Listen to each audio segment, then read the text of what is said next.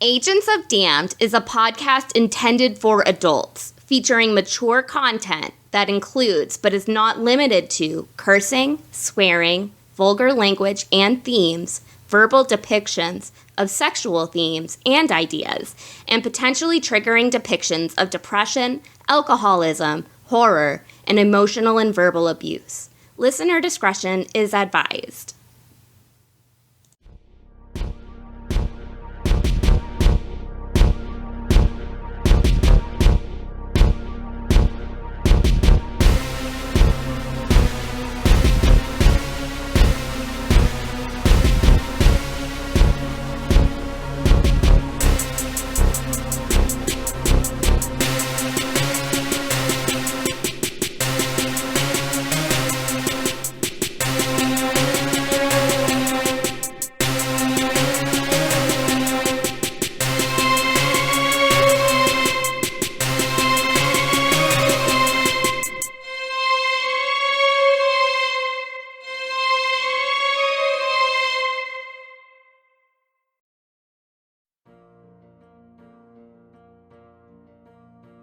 Hello everyone, and welcome back to Agents of Damned, Age of Despair.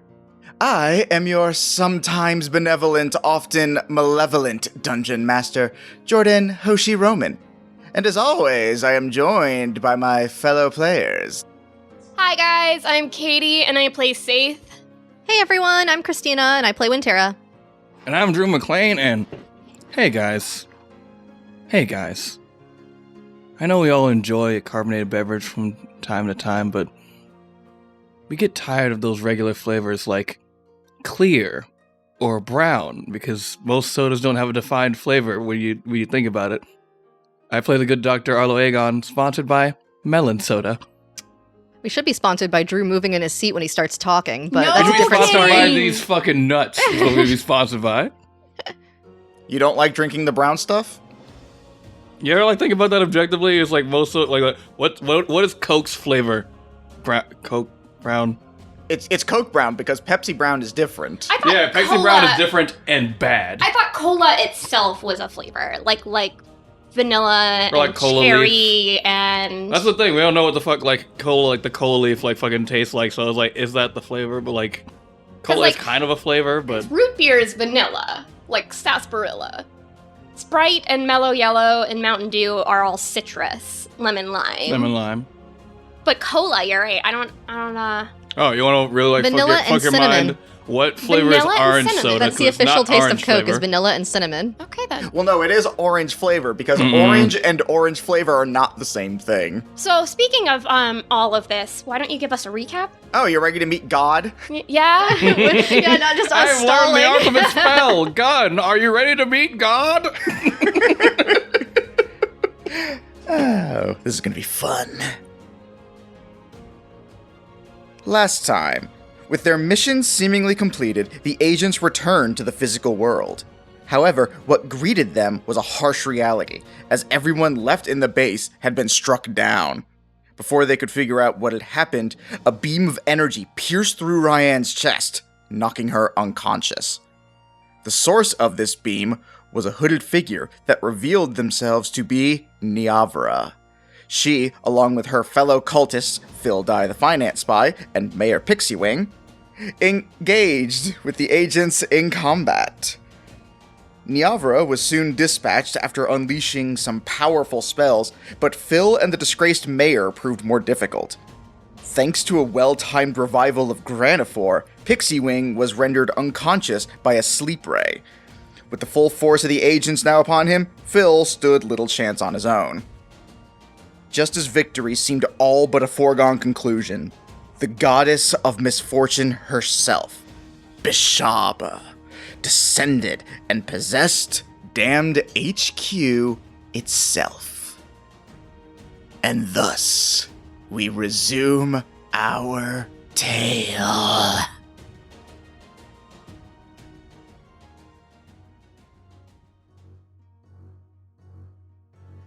So, you all have been forcibly ejected from not just the base, but the pocket dimension where the base was, and are now back on the pier of Neverwinter's Docks District. Not only have you been ejected from the pocket dimension, but so has your base / Beshaba, who has reconstructed your former headquarters and home into a stone-like construct emitting this horrid, necrotic, shadowy aura. And it stands towering above you all. It is impossibly huge. And it faces the town. There is almost no question in your minds that if this thing is allowed to move forward, there will be casualties.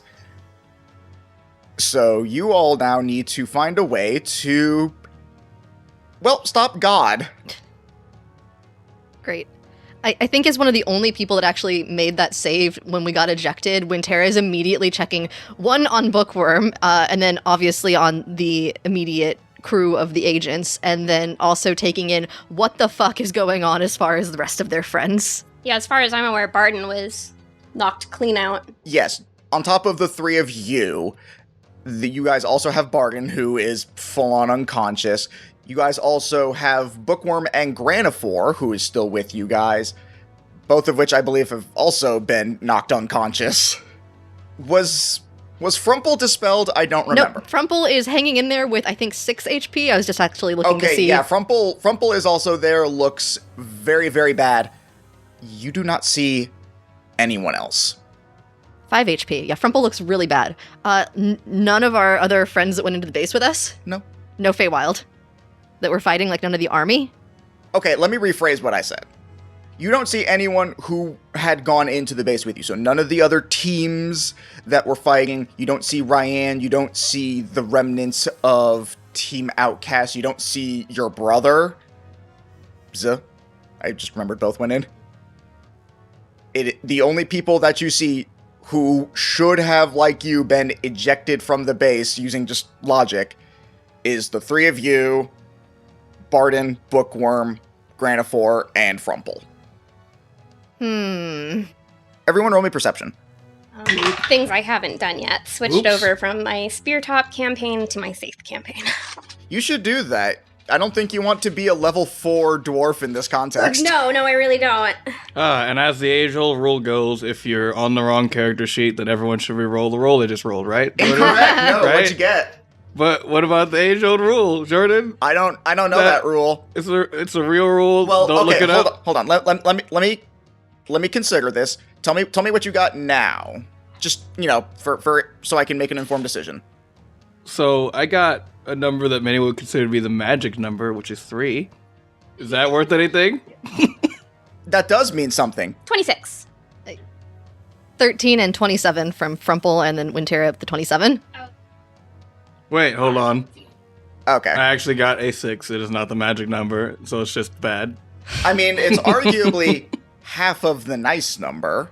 That was last episode, guys. Which does, of course, mean that you and Frumple are kind of just tending to your wounds.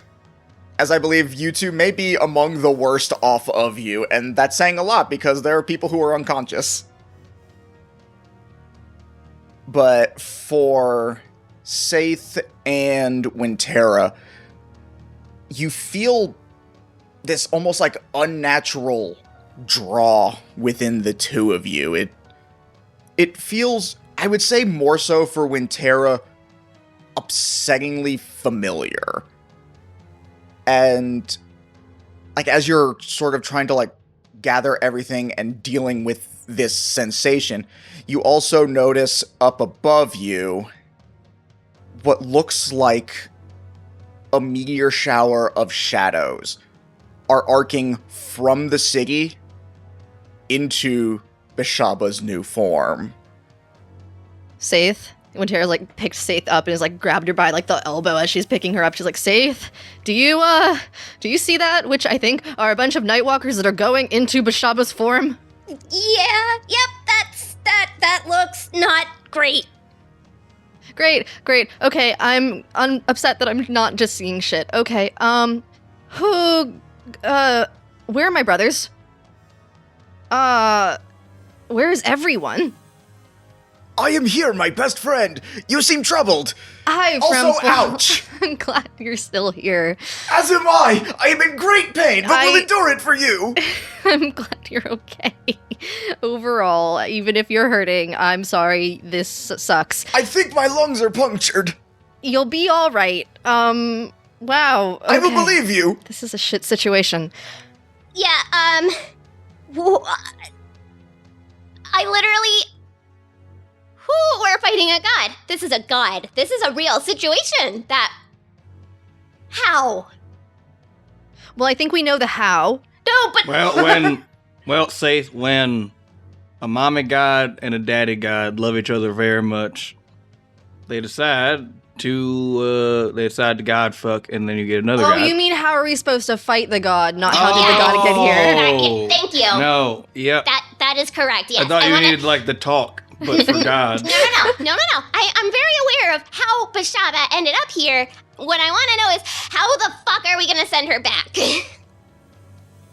So, just us, the immediate people that are with us, no one else that were with us. The armies are behind us. How are the Fae feeling at the moment? What is Winterra's feeling from the bonded hearts? Unbelievable confusion. Yeah, that's probably what they're getting from her, too. So, valid. They thought they were fighting Nightwalkers inside of a giant interdimensional gem, and now they're back in Neverwinter, and the Nightwalkers, as far as they know, just kind of got beamed up. So yeah, they're quite confused, as you can't feel it, but you assume probably the rest of the armies are also kind of feeling. Okay, so we are not in any kind of initiative order right this second. We're just trying to figure out what the fuck to do immediately, right? I was just kind of waiting for a clean moment to switch over to initiative. If you guys still have, like, a little more RP you would like to do, I'll give you that. Okay. But I do need to heal Barton. if you do that, we're going into initiative. Well, because I was going to say, like, in roleplay moment, like, stressfully, Winterra might have been passing out some of her chef's jerky that grants a little bit of HP, not a lot, but I don't know if that would be allowable. I would allow you to hand that out. I would not let you guys, like, use them before going into initiative. Okay, so everyone can have jerky, but you cannot have eaten it before going into initiative. The act of chewing takes longer than the act of handing. Eats the food and spends That one or more sounds dice to awful. regain hit points, regains That an sounds Next. awful without context. I don't think, depending on the context, it may sound awful with it too. Yeah. It's not a lot of HP when you eat the piece of jerky. It'll just be a D8 of hit points, but I mean, hey, it might help. It's essentially the good berry jerky for Winterra. And slightly It's better the good jerky. The good jerky. It's the good jerky since good berry's only 1 HP when you eat it. So I mean, hey, we might be able to force jerky down your mouth if you pass out.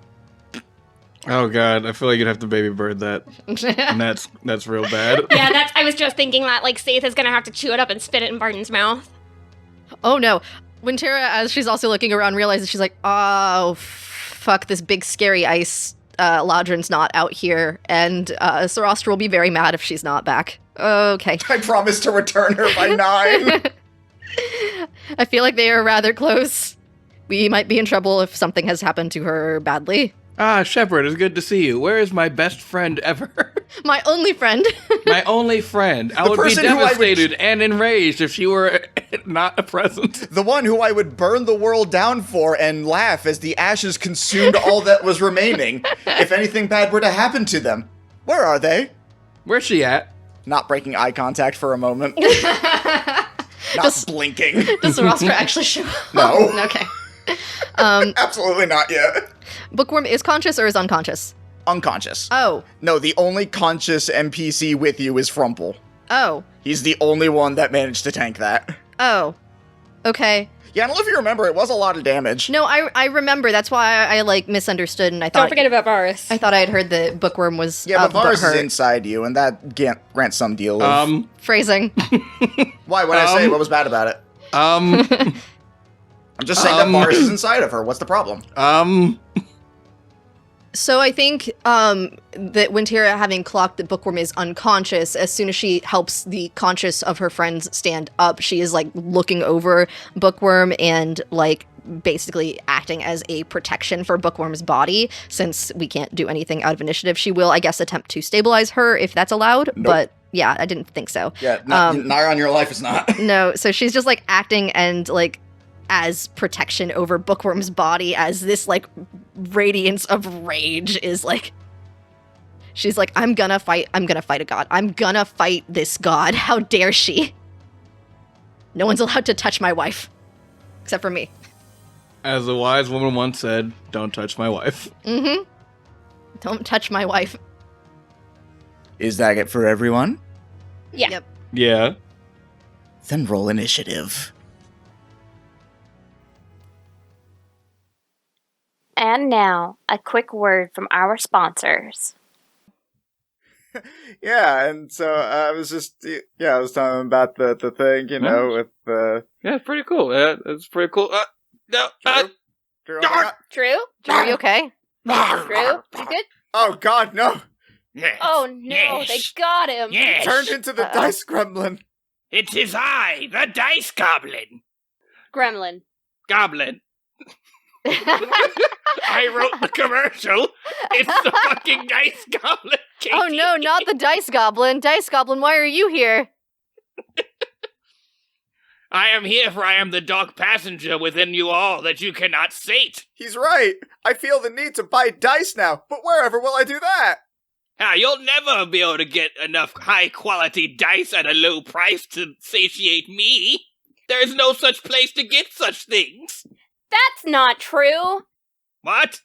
You could go to www.adventuredice.ca and put in the code AGENTS at your time of purchase. You'll get 10% off. Wow, do they have, like, a wide variety of things to choose from? Like, regular dice, small dice, big dice, wooden dice, metal dice, sharp-edged dice, and, Even D6 and D10 sets. Wait, they have D6s and D10 sets? Shit! Exactly, and you can get almost every single set with the exception of the Andrea's Adventurous Charity set. that's still over 300 dice to choose from! So many dice! Your dice goblin will surely be satisfied. Now, with all of these dice available, the Dark Passenger has been sated and I am vanquished. No! Oh God, did you die? Hey guys, what's up? What did I miss? There he is. He's all good. Hey, thanks AdventureDice.ca! I don't know what's going on. I left to get a sandwich.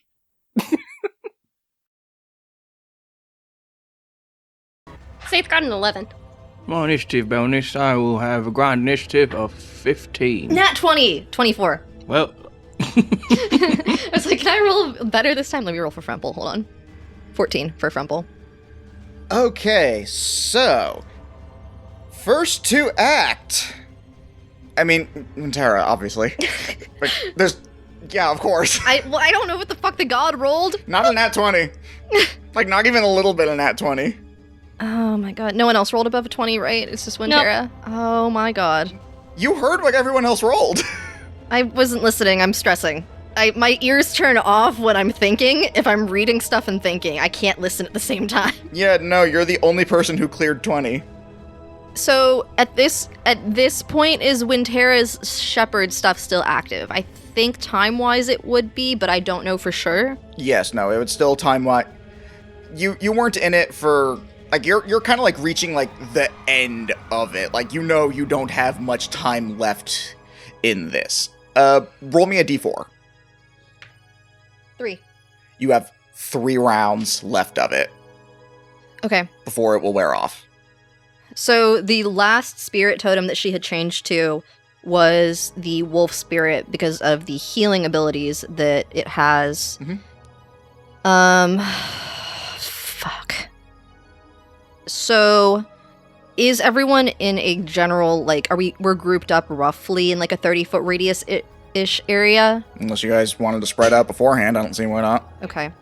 Then I think for all of us, Wintera will go ahead and actively cast a Mass Cure Wounds, just trying to do something here. Yeah, go ahead and roll that. Okay, hold on. I gotta upcast it because it's with her last high-level spell slot. This is her 8th level. When you cast a spell using a spell slot of 6th level or higher, the healing increases by 1d8 for each slot above 5th, plus her wolf spirit totem stuff for this as well. Actually, hold on. I'm gonna actually have Beshaba counterspell that. Oh my god, Jordan! Why? You said it's 8th level, yes? Yes! Okay, cool. She's using it at a 5th level, so it will be... I have to roll a 13, I believe. Why? Oh, I don't know. Maybe because it's the final boss. Get over it. Roll it on the table. Oh, yeah, sure. Okay, no problem. She's gonna get this. I'm sure her bonuses... Oh, no, never mind. It's okay. No. No, everything's good. We don't need to use that thing. Well, she's probably gonna get it on her bonuses alone. Okay, For those of you that are listening audio-wise, what Jordan is about to do is about to roll it in like a scary fucking looking scary demon Demon. dice roller guy. Yeah, if I had to give it like some sort of a name that I don't think anyone's even come close to, I guess I'd Large call it Kevin. like a Tower of Doom or something. That feels like it's not been used before. Demon of Doom? Something of Doom. Demonic I don't know, that Doom. we can roll dice into. Yeah, I wish I had something- like a box I could specifically like have it land in, but oh well, no one's thought of that yet. We have the little like I'm tray. being a dick. I know, but in case you want the tray so No, it doesn't it's fly fine. off the table. What is It's she gonna hit the Pocky. What does she have to get at 13. or under? A 14? 13. She has to get a 13, and she adds 15 to the roll. So she has to get a nat 1. She has to get a nat 1, yeah. Which normally is not how we do skill checks, but I'm going to be nice in this case and give you guys a shadow of a chance. God. Yes, she is. Everyone touch the dice or something. Send bad juju to that die. Nope, too late. That's not a... That's a 10. That's not a 1. Counterspelled. Yeah, so when Tara, like, the Fae energy attempts to, like, leave her body as she's, like, scared, honestly. She's terrified, but, you know, obviously not able to feel fear because of the Hero's Feast. And so she's, like, mostly looking over Bookworm as she attempts to cast this spell and then feels the, like, magic just basically, like, stopped. And she, again, looks pissed off as this happens, and she is, like, glaring daggers at this god castle. Oh my god, did you just try and, like, heal everyone? Yeah, OMG! Of course I would try to heal my friends. What the fuck is wrong with you? What the fuck is wrong with you? Fucking cunt. Oh, I can't believe you'd say that to me. Hey man, You're Faye didn't say that. Caitlin said that. She said it to you. Oh, fair enough. We got some Fuck you, Beshaba. fourth wall breaking shit happening here, guys. Hey, wait a minute. Hold on. From the people down here. Don't forget about us. Oh, right. Sorry, sweetheart. You guys do your best. Katie, stop playing with yourself at the table. Stop. So do you have anything else you'd like to try and do? Okay, that was an action. Yeah, it was. Let's see, what else can I do? I'm sure I can come up with something. Okay, so I think that through Pendleton, Wintera can give the help action to someone. Bonus action to give the help action to a creature up to 30 feet away. So she just kind of like leans over Bookworm's body and we'll give her the help action on a saving throw for probably the death saving throw. All right, cool. So she will have advantage on that when it comes to. Is that going to be it for you? Yep. Cool. Legendary action. Yep, there it is. Why don't we see what's inside here? Ooh, yes, I think that will work perfectly. And you see, like, some of the bricks on her body begin to almost, like, open up, and you can see what looks like the botanical area of the base. And from inside, you see 4 seeds shoot out. And they land around you guys on the pier. And then they open and begin to blossom almost immediately. And they grow and grow. These corpse flowers. And I need con saves from you guys. Damn it! Dirty 20. Okay. 21 for me, and Frumple also got a 21. Faith got a 19. Okay, you all are able to push past the horrid stench as these corpse flowers begin to take shape. And from within them, you actually see not corpses. At least, not yet. Is it the bodies of our fucking friends? In each of the four, God damn it. you see the very much unconscious, unstable bodies of Divine Shield, the Friday Night Fun Pals, Second Chance, and Killers. Okay, the interns weren't listed in that, so Oliver might be okay. Yet. Yet. And we'll go ahead and toss them in. Actually, no, they'll just go after Beshaba. Make it clean. That is Beshaba's legendary action. Next up at Initiative 20 is a layer action. Let us see which one happens. Tasty. So, as Beshaba spits those corpse flower seeds out and recloses the opening that she had made to do that, it's like, well, I guess we can also do, like, I don't know, some dye? And points down at you all, and in between all of you, you see, like, space begin to, like, be sucked in on itself, almost as if it, what you might imagine the formation of a black hole might look like, as reality itself seems to be compressed into a singular location. And I need everyone to make a charisma saving throw. Frumple's gone. Oh, God. Faith got a 21. Okay? It's a 12. Okay. Nope, that's a 13, but probably not good enough. It is not. Saith passes, so you're only going to take half of this as the, like, distortion and compression of reality seems to warp and just rack your mind as you all take... Okay, it's not too bad. 13 psychic damage, and everyone who failed is hit by the effect of a 5th level Dispel Magic. So if y'all had anything that was relying on that, it is gone. I don't think you did, but you also now know Beshaba can do this. That's no fun. Nope. When Tara takes note of that.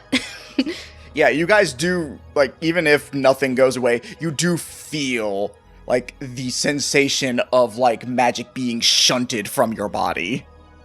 I think for Wintera, the way the Dispel Magic sort of appears for her while she's in her shepherd form is that the magic that sort of naturally comes off of her from the shepherd form, like, squishes inside of her like a black hole, like, sort of implodes, and then it, like, comes out.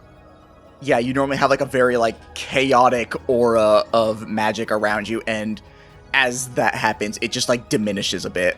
Not goes away, because that... The shepherd form itself is not something that I think would be affected by Dispel Magic. But with that, Arlo, it is your turn. Arlo calls up to the building. Hey, Basham wow.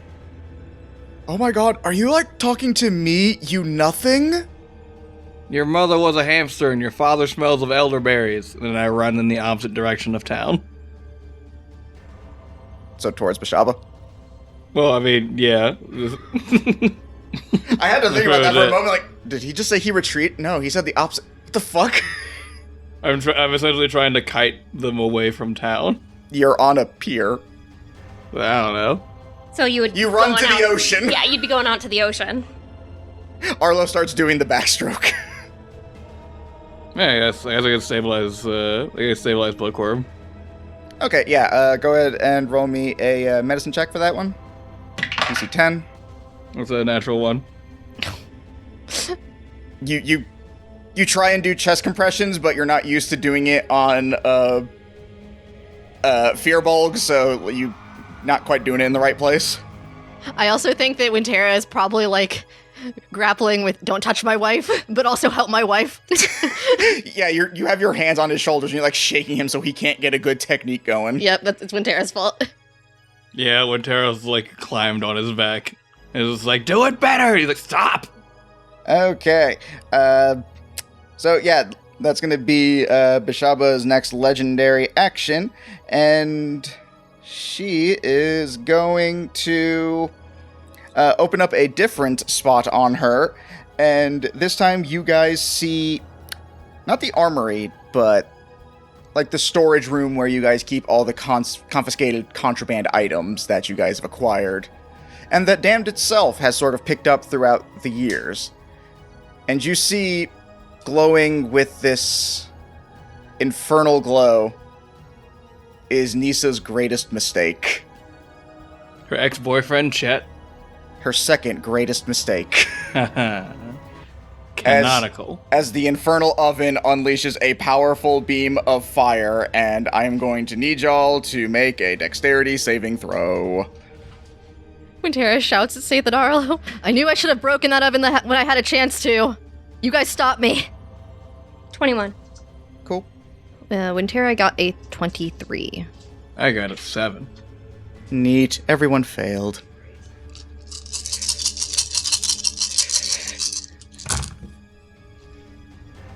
Y'all take 43 points of fire damage.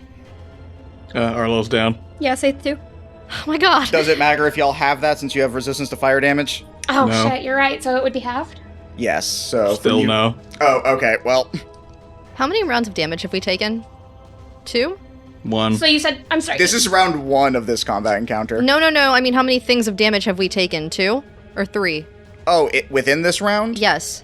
2. Oh my god. Wintera feels the life force of Bookworm slipping away through their bonded heart, and she's freaking the fuck out.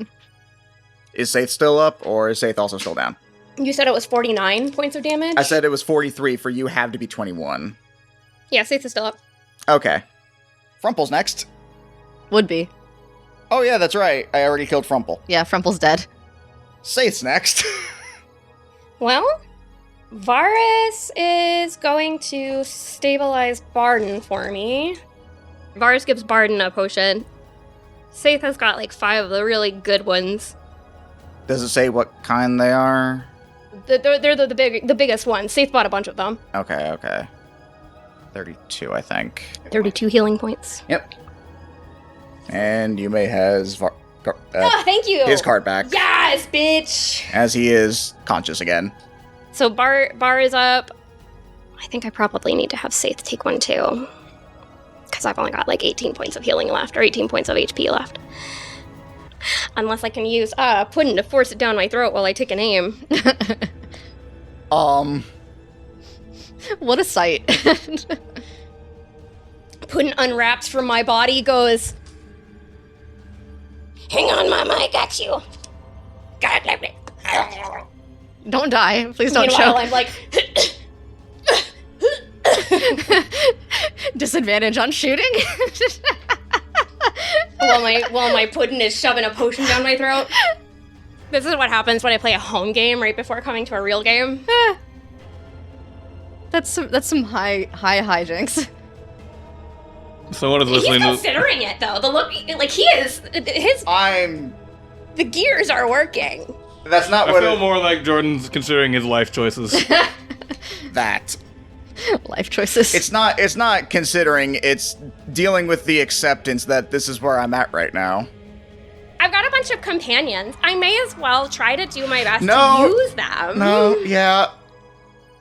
It's not the logic of it necessarily, not from an action economy standpoint. Like, say this That is being my holdup. It is just the visual of a slime peeling away from her body, sneaking a potion out of her back. Of you basically using your ooze to give yourself like one of those drinking backpacks that runners use, but for a potion. He really is. All it is it's like a tentacle, and then Saith has to like, I don't want to do it. I don't want. Oh, I have to do it. Oh, I have to do it. She has to put his tentacle in her mouth and suck on it. For a brief I don't moment, like that. we switch from being rated R to rated M. Yep. So what do you think? Can my baby boy? yeah, no, you can do it. I Hell can't. yeah! Again, there's nothing mechanically there's no rules that says you can't. So Saith is gonna fire on this bitch with her crossbow. Yeah, as you suckle the tentacle. You know if I ask to make some sort of con or dex save, it's gonna have to be like a really high pass. Would it be possible? Oh, for Beshaba too. Yeah. I thought you meant you. No, I was so like- confused and upset. Like, if I were to ask her to make a dex or a con save, is there any hope? I don't know. I I don't know why you think I'd tell you that. I feel like that would require insight of just the base of a god, but I feel like at that point it's just we're fighting a god, we're fighting a god, we're fighting a god. That. I mean, again, you are free to try, and we will see what happens. So should we go for Beshaba, or should we try to release some of our friends? They were trapped inside of The corpse corpse flowers. They might be able to help. Does that seem possible, Saith? I can take a couple of shots on the corpse flowers for sure. Saith, if they're already dead, at least we can get them out without, things. If you have anything to set them on fire with. We're not in a forest, so I don't care. Let's go ahead and go with thunder damage. But if I commit damage to the flower, is it going to hurt the person on the inside? I will say, because you have fought these things before, I will have like an AC threshold. Their current AC is a 12, so Okay. if you can get a 17, then you can do the damage without hurting your friends. Otherwise, they will get a failed death save if you get between 12 and 17. She got a 16, so... Okay, so plus... Oh, well, yeah, no, it is plus. Hang on. Yeah, I was saying, with 16 on the die, I would hope you can... Yeah, so it is. It's 18. Okay, yes, then... Really? Only plus 2? For an attack roll? For my Orthon crossbow, yeah. Oh, also... Yeah, and your dex and your proficiency. Either way, you've definitely hit above 17, so... Okay, cool. So my person is cool. Yeah, so I need to make what, a con save, you said? Yeah. Okay. DC 15. It passes. It got a dirty 20. All right, so that's 34. All right, hot damn. Which group did you aim for? Or which group's corpse flower, I guess would be the better question. Wintera is shouting at Saith, get one of the healers! You're right. So I think they all have at least one healer. second chance. Second chance or divine shield! Let's do divine shield because there's a bunch of fucking paladins. Yeah, no, they have a paladin and a divine soul sorcerer, so they would have the most healing potential out Yep. of all of them. I All think. right, yeah. So that's exactly it. That's the group that I'm going for. Okay. At this point, Wintera is sobbing. Like, please, I just want to die. Got anything else for me, Saith? Oh shit, she does have a second shot, doesn't she? All right, that is a 16 to hit. 16 on the die? Mm-hmm. Okay, so yeah, that was... Are you still aiming for the same one? Yeah. Okay. Are you doing a different special shot this time, or just... No, this okay. one's just a basic. Oh, okay, then yeah. 16 damage. Specs is gonna fly over to that corpse flower. It's still... How is it looking, the corpse flower? It's looking roughed up, but it's still there. Okay, cool. Spectre is gonna go over and attack. Try to get Divine Shield free. He got a 19 to hit. That hits. That second hit is 15. Okay, yeah, so they both still hit, so that's 20 damage total. Mm-hmm. Yeah, this corpse flower is definitely starting to show some very clear signs of damage. It looks like it's having a much harder time, like, holding on to its form, but it is still there. Did you want Barden to do anything? Yeah, you know what? Barden's gonna go after the corpse flower too. Alright. He got a 19, I assume. Yes, Okay, hits. perfect. So we'll use his melee attack with his greatsword. 11 for the first hit. Okay. He's gonna go for a second. That time he rolled a 15 on the die. Hits. And again, another 11. Alright. And that's me. I've done everybody on my team, I think. Hashtag humble brag. Spectre pudding. Let me see if my little pudding regenerates. Oh, right. Give me- So, D6. He rolled a 2. Nope. Still needs rest. That's okay. Okay. That is going to be Beshaba's final legendary action for the round. You see that this time, what she opens up is the medical supply room. What do we have in here? Ooh, this looks like really bad. Hey, little nothings? Is this bad? And she just like throws something out at y'all. Everyone who is still up, I need a con save. Dirty 20? 22. Okay, yeah, you guys are both fine. You can tell, like, you just, like, cover up your mouths and nose as quickly as you can to make sure it doesn't... Whatever happens with it, you guys manage to resist it. Get fucked, you whore. So, bringing it back up now to the top of the next round, you guys do begin to hear some noise behind you guys. And as y'all look behind you, you see that the armies have managed to make it over to you.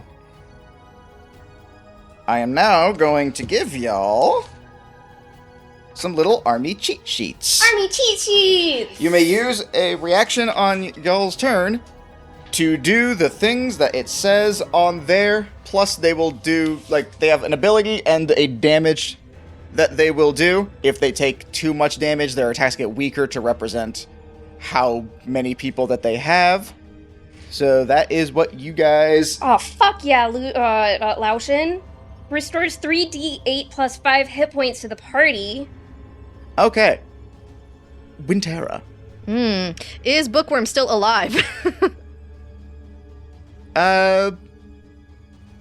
Roll me medicine, not to, like, stabilize, but just to tell. She would just be able to tell because of their bonded heart. Also fair. Yes, no, her breathing is definitely shallow, so she's not doing great. Just because she was in, like, sort of the line of fire of some of those hits.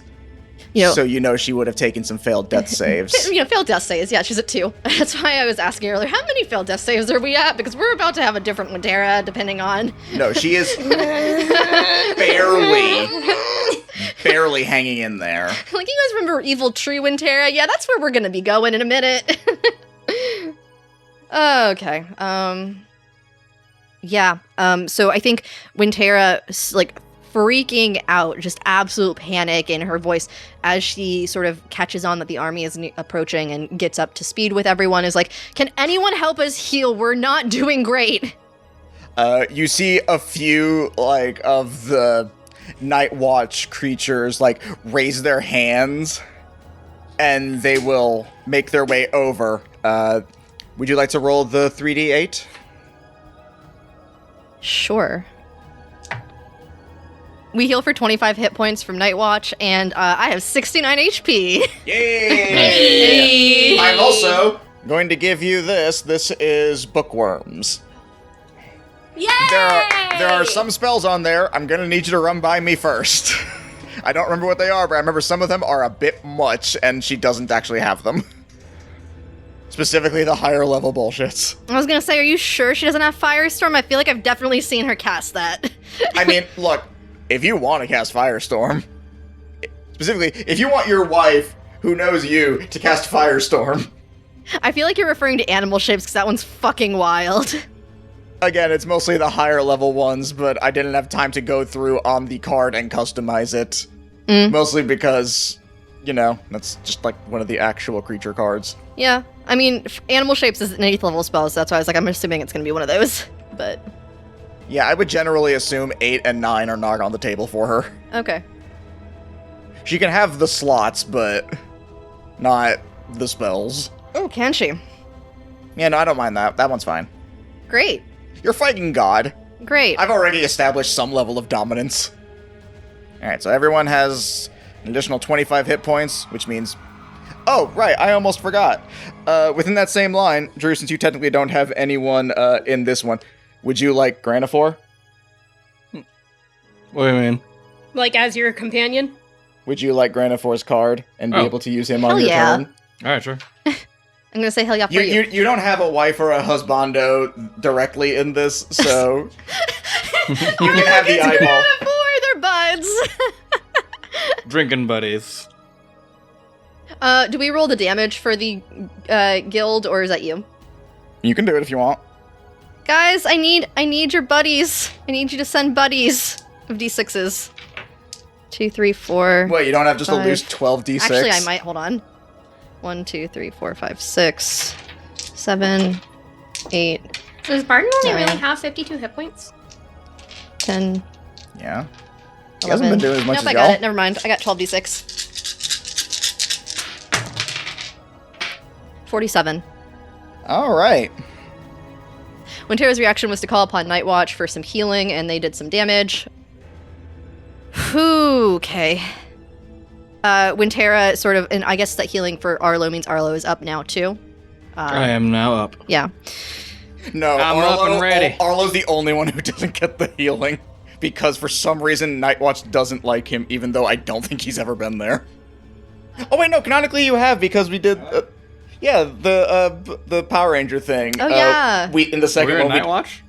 Yeah, we determined canonically that was a Nightwatch thing. It was like Medusa's Adventuring Guild was like making that a reality. Oh, I didn't know that. Well, that was in the second one where you didn't participate.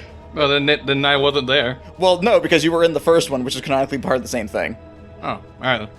Anyway, Wintera looks at Arlo, sees that he's healed, is like, "You good? You all right?"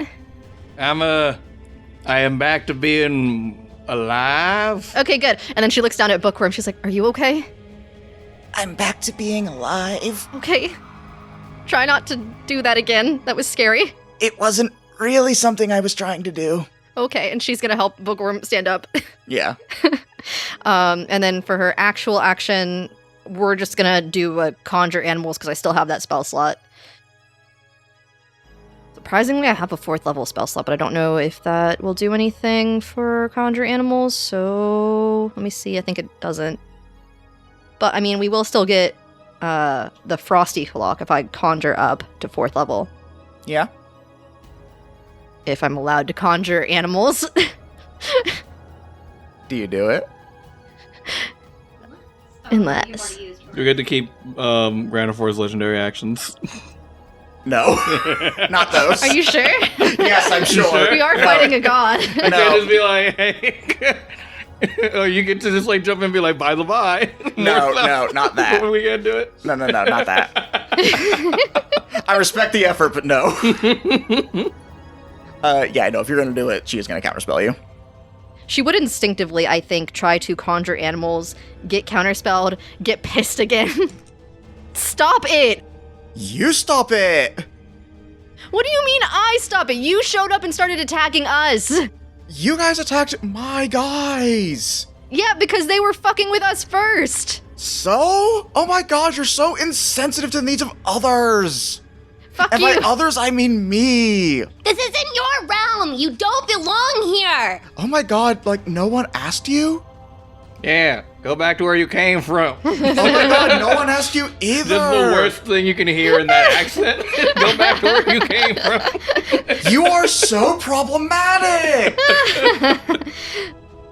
And then I'll use my bonus action to offer the help action to someone since I can't do any other leveled spells. I guess Wintera would instinctively offer the help action to Bookworm. Okay. Unless anyone else seems like they need it more. No takers, Bookworm it is. Alright. Nah, give it to your wife. Alright. Does Bookworm do anything? Oh, does she go on my turn? I thought she had her own initiative. No, we're just going with that. Oh. Keeping it simple and Okay. clean. Well, The way that I feel when you hear can tonight. a god counterspell more than once in a turn? Only one way to find out, my dude. So I think this would operate under normal wild shape rules with HP purposes. Yeah. Yeah. A beast or elemental with a CR of 6 or less. Okay, so I think Wintera telling Bookworm, like, please don't do that again. It, like, squeezes Bookworm's hand, and then whatever their interaction would be. And then Bookworm is going to assume the shape of an air elemental. Okay. She turns windy. Yeah, she just becomes the wind, which I think is really fitting for Bookworm. It becomes Wimdy. She becomes Wimby, and she's going to go ahead up to the building and attack it with air elemental things. Punching. It's slamming, actually. It's like Fucking. Come on, Ashley. Okay, there is and no. welcome to the gym. There is no single creature in there that does what's called a punch attack. They're either unarmed or slam, but it all means the same shit. I mean, yeah, but it's... I think actually she's going to do its whirlwind instead of the slam attack. Okay. So, I mean, I don't know if this is going to... No, she's just going to make the slam attack. Yeah, Winterra's dice can be Bookworm's dice too, that's fine. They're married. They're married. She's eventually gonna take them, like along with your hoodies, so... What the fuck? Yeah, what up? What up? 1 nat 20. 1 nat 1. What the fuck? I mean... I love when that happens. It's just so... I want to say cacophonous, but that's like sound. That's not what I want. That's not the way I want. Serendipitous. Serendipitous. Thank you. Yep. De nada. So anyway, how far is this castle from us? It's like at the edge of the pier. Okay, that first one was 15. Does a 22 hit? Yep. Okay. 9 plus 5, 14. And can move through a space as narrow as 1 inch wide without squeezing. I think she's gonna move like into the building, basically, to sort of take cover in the building, since it's allowed to be in the space. I will say for that, because there is also Beshaba's aura there, if you want to do that, then it would be a con save, and she'll get in either way, but if she fails, she'll take necrotic damage. How big is Beshaba's aura? It, like, encompasses the entire, what was castle, now just giant body. Okay. Yeah, we'll try. We'll see. Alright, go ahead and roll it. Dirty 20. That, unfortunately, does not make it. Okay. Again, she does still get in, but she's just going to take a little bit of damage. 18 necrotic damage. Alright. That is my turn. And subsequently, I think Bookworm's turn. Yes. That is now going to be a legendary action from Beshaba. She's going to open up the garden again. So this time you see 3 seeds shoot out. Everyone go ahead and make me con saves again. Since Bookworm is inside the castle, is she... No, she's good. Good, okay, good. That was mainly my goal, is keeping her away from the Yeah, no, area of effect she's not shit. going to be hit by any of that. Like, she's basically, like, not a target right now because she is hidden within the bricks. Barden got a 17 and Saith got a 21. 19. Nat 20. Nice. The total, I mean, it's fine. okay, in case I just wanted to make sure in case it was relevant. The No. total is 23. You all passed. Okay. Yeah. So you're able to fight past the stench once again, and the three teams that you see now are, you see Team Outcasts, but obviously instead of Bookworm, you see Erwin there. You see the interns, just the interns, and finally, you see Ryan, Elma, and Shard in the third one. Alright, so Beshaba's lair action now kicks in. She's gonna look at you guys like, you know, people always say that, like, I'm just the unlucky version of my sister, which I think is total BS. But I think, like, because I'm gonna do it to you 6-piece chicken McNobodies! And she's just going to, like, spread out this aura over you guys, and I need, charisma saving throws. When Tara got a nope, I got considering 3. it's the same thing as last time, which did Safe not pass. got a 24, and Barden got a 17. Okay, only Safe passed. Everyone else feels a wave of, like, ill luck pass over you guys, and your next attack roll, ability check, or saving throw is made at disadvantage. So it will be even because of Wintera's aura. Oh, okay. So okay. Except for Saith, because Saith Well, no, wasn't Safe affected. passed anyway, so Okay. Safe is fine. You're the only one who wasn't affected by that. Okay. Yeah, so Saith still has advantage. Yeah, as everyone else feels this, you, like, out of the corner of your eye, you see a raven, like, pass by. You know it's not real, but it's just the touch of the Raven Queen giving you a little aid. Yay! That is going to be Arlo. Alright, Arlo time. Hey, Bashib Sham. Oh my god, you're, like, still talking to me? Like you matter?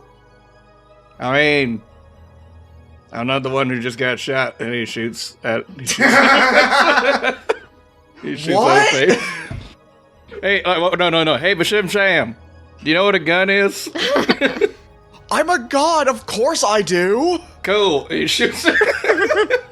I didn't want you to be surprised. Oh my god, I don't care! You're nothing to me! Sure, roll it. That's like a 25. Yeah, that hits. It was 15 damage. He's going to say, like, how's that? It was fine, I guess. Oh, and I don't think you really got it. I got to do it again. What? That one's the natural one. That one's going to miss. You shoot through the same hole that you did the first time.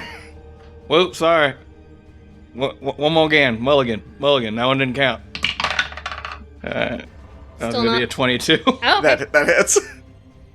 That one's 14 damage.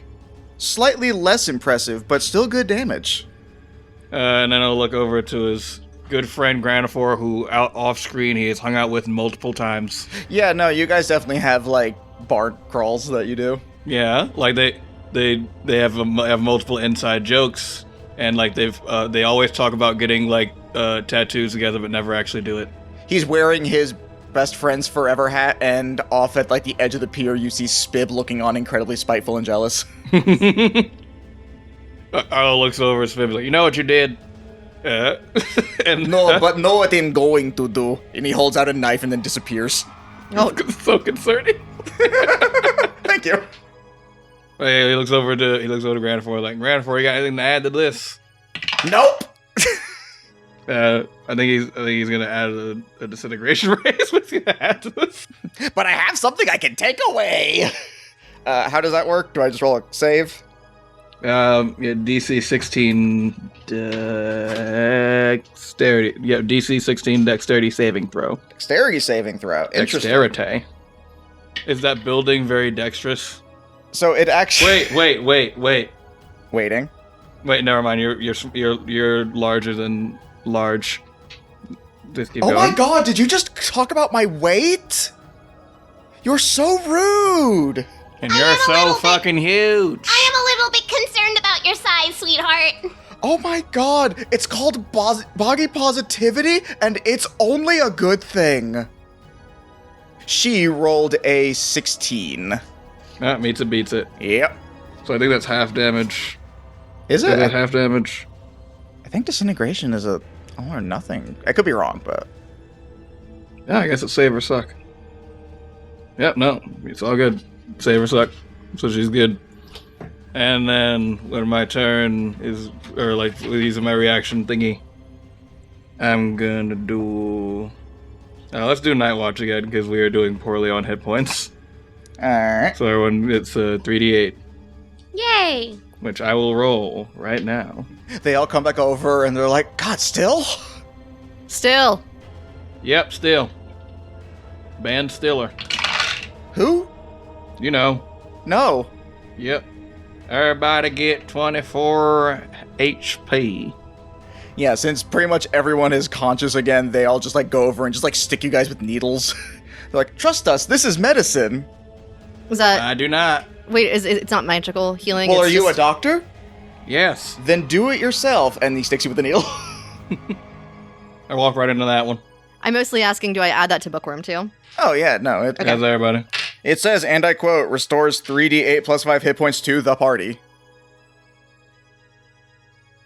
I was mostly making sure just because of the phrasing of the way that they were healing. Just wanted to No, check it wasn't they like have more than enough needles for everyone. just someone throws it into the building and hits Bookworm as the air. Oh, shit, that's right. Bookworm is... I don't think Bookworm actually would be able to, because she's not... Well, okay, yeah, that was just flavor. Yeah, so... Fair. Yeah, this flavor. Yeah, nope, fair. I was about to say something and then realized that would be shitty of me. Also, it's canonical that, like, there's, like, ghostly people. That is They threw a ghost syringe. Yeah, they said... we see older Danielle Phantasm. I don't remember what the fuck I named her. fuck you again for that. You're welcome. She's becoming ghostly. I mean, it could be worse. We could be talking about Delma Binkley. Nope, that wasn't even in a D&D thing. That was in a Earth thing. That was on Earth. Welcome to And then they Earth. also do the damage. The shit ton of D6s that I had The to look for 12D, earlier. the 12D, yeah, no, it does both. I did not account for needing 12d6s. No one ever does. I mean, If you don't want them to do 12d6 damage, that's fine. No, in a way, I did account for 12d6s because I have this, like, in the center of my bag is just, like, a sea of d6s. 40 damage. Yeah, so you guys have Night Watch go about do their thing again. They you see a lot of them just like going up and just like really just attacking the building's shins, just doing whatever they can to try and like whittle this thing down. Is that going to be it for Jude? Yeah. Alright, that's going to be then a legendary action. It's going to open up the infernal... Actually, no, not the infernal oven this time. She's gonna throw more medicine at you guys. You like syringes so much? Then why don't you have some of these? And she just rains syringes down on you guys. Rude. Roll a con save, everyone. Barden rolled a 15 and Saith rolled a 17. 23. Okay. 21. Cool. Everyone but Saith and Barden pass. You guys both feel just this sudden rush of... Barden only rolled a 12. Okay, he still fails. Nothing changed. You both still feel a wave of... Oh, right, because... Okay, yeah, no, I see why. A wave of sickness over you guys, and you have gained the disease Bloody Doom. What is that? You begin to bleed uncontrollably. You have disadvantage on con checks and con saving throws, and additionally, whenever you take damage... Oh, actually, that also reminds me. Saith actually rolled an 18. You still fail. And whenever you take damage, you are subject to the effects of the slow spell until the end of your next turn. So, don't get hit. So if we get hit, we take, like, more damage. No, you're prone to the effect of the slow spell, Okay. which Which means they get advantage. they get advantage. I don't know if they get advantage, but your AC gets lower, and you can't take as many actions. But only for a round? Yeah. Okay. Yeah, just until the end of your next turn. I mean, you still have the disease. Yeah. Until that is dealt with. And with that, it is now going to be Saith's turn. Alright, so is there any way to, like, get rid of the disease? Oh, there's always ways to get rid of disease.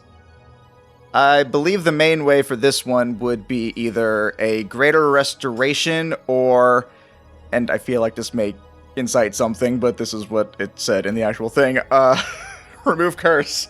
It's written in there. Can't help it. Yep, sure, cool. Cool stuff. Cool beans.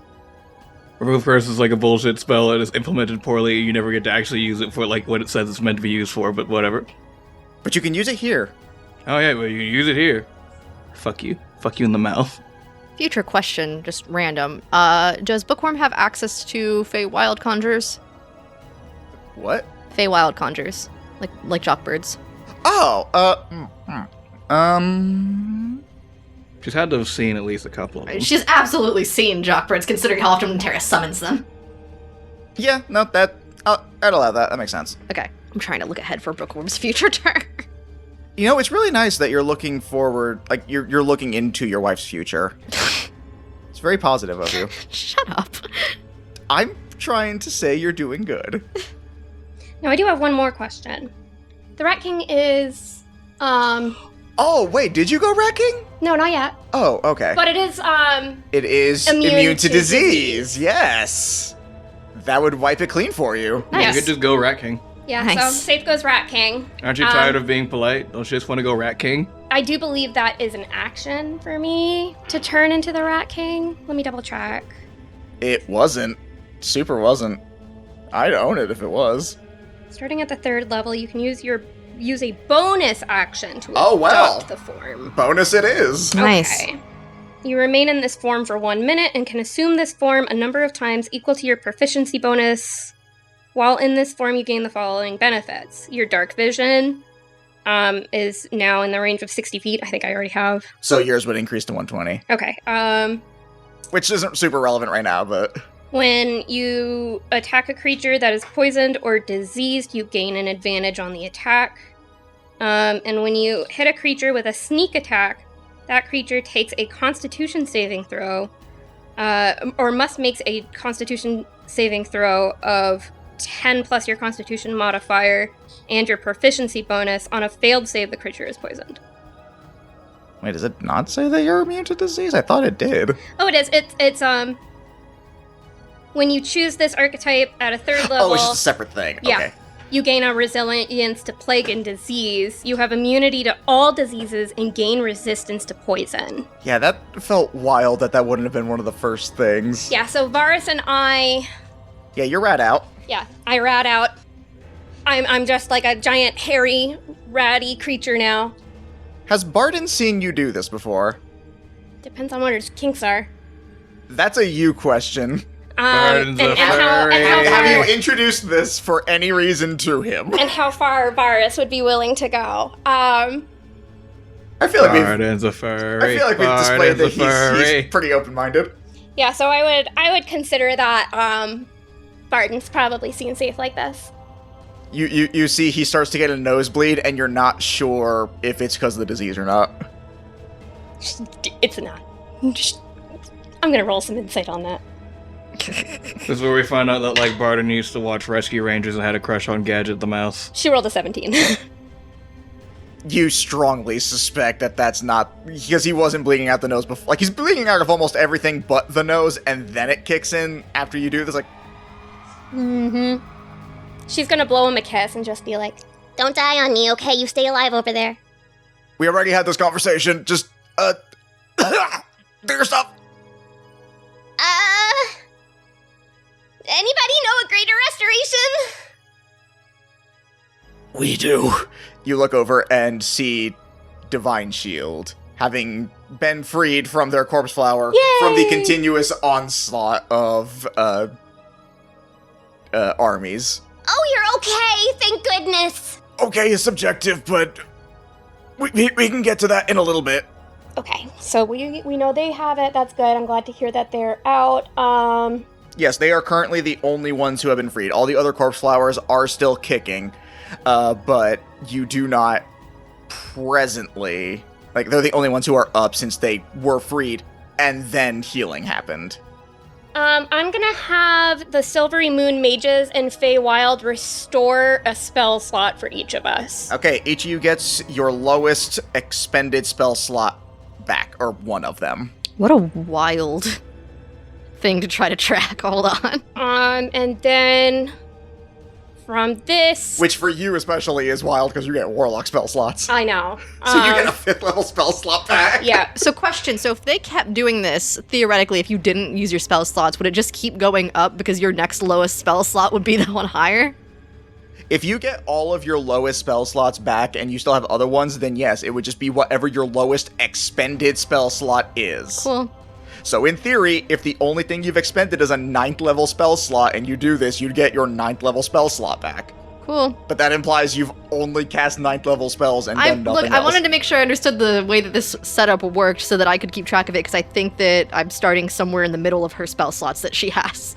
You have all of your 1st level spells? Yes, I think so. Oh, wow. What'd you get? What? Which one did you get back? I'm trying to figure that out now. Oh, Hold on. okay. I think it might be 3rd, but I'm not positive. Jesus. I thought only Saith would get a busted thing out of that at first. Wintera's only out of her higher level spell slots, really. I'm double checking that, of course, but Yeah. that also helps Arlo out a lot, actually, too. Oh, I mean, like to an extent, I don't like lean that much on the magic. No, you but do you still have a your use of Misty shield Step back, though. and Shield. That is very helpful for melee attacks. Oh, yeah, no, anyone with a high AC and the shield spell is, like, absurd. Okay, so everybody got a spell slot back. Saith turned into the rat. They do also still do the damage. They all do that. So you can now roll 12d6 and tell me how much the Fae do. 53. Hot damn, that was a good roll.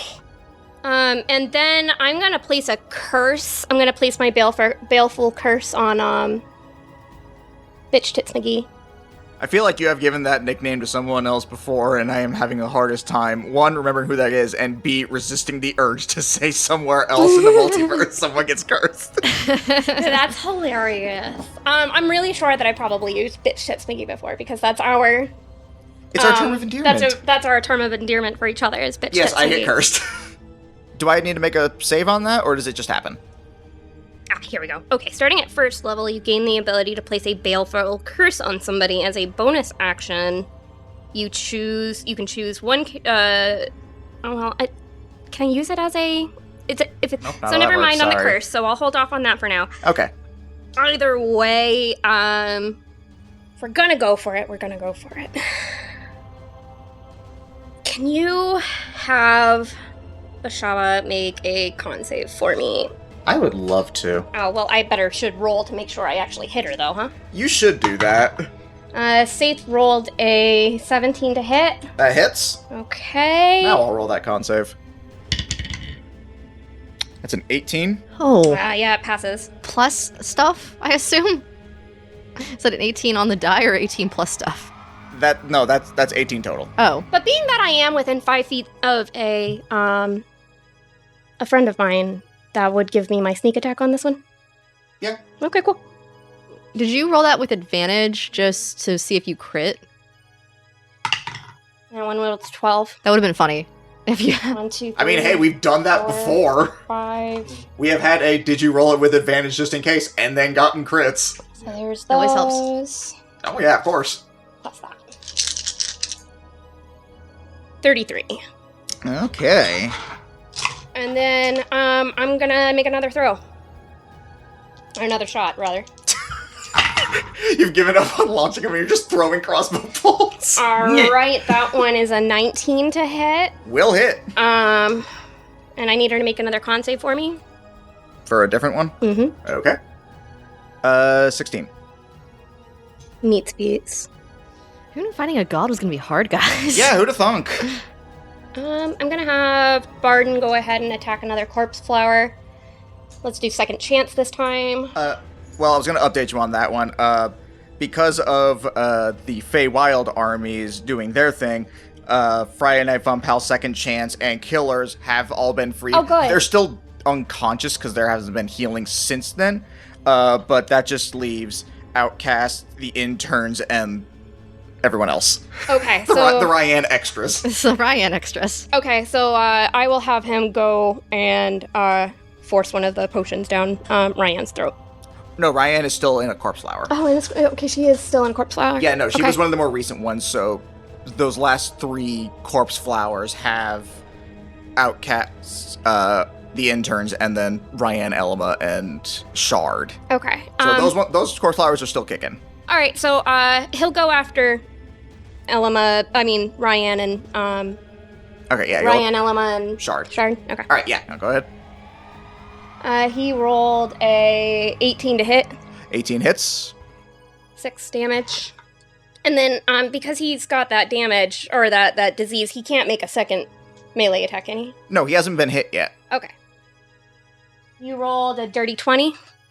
Dirty 20 will hit. That one is an 11 damage. Okay. Yeah, the core flower is still standing, but it is definitely looking worse for wear. These things are not holding up super well. And, alright, so I've used... I can't really do anything with Puddin right now. Blue is still resting. We used Silvery Moon Mages to give us back a spell, and Varus took down, or tried to take down one of the corpse flowers. Alright, I think I got everybody then. Did you do anything with Varus? I don't know. He turned into the Rat King with me. Oh, no, that was just your thing. But aren't we, like, don't we have to, like, merge together? No? So yeah, No, Varus... that's never been part of it. Cool, so yeah, Varus will go and, attack the corpse flower too with his, rapier. Yeah, go for it. Alright, Varus rolled a 15 to hit. Hits. Alright, so 19 damage. All right, yeah. Actually, combined, Varus and Barden managed to slay that corpse flower. Hell yeah! They do the anime thing where, like, they both approach it and, like, cross through it in a blink, and then blood spurt out, or plant goo, or whatever the fuck. Saith,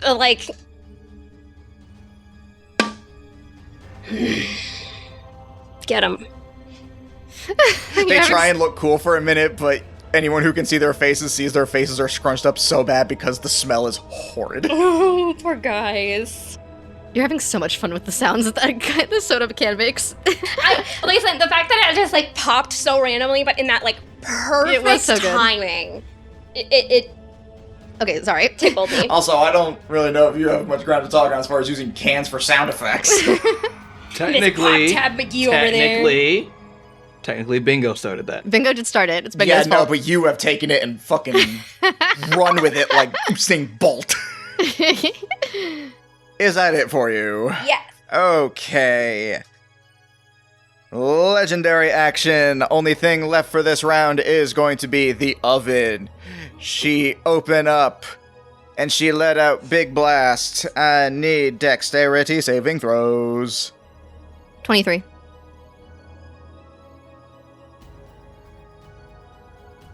Bar rolled a 19 on the die. Saith rolled a 26. What does Barnes add up to? 19. Oh, okay. You just said on the die, so I wasn't sure. And can I ask a potentially helpful, harmful question? Do the corpse flowers get hit by the fire too? No. I got a 9. Cool. Only Winterra saved. Big Blast.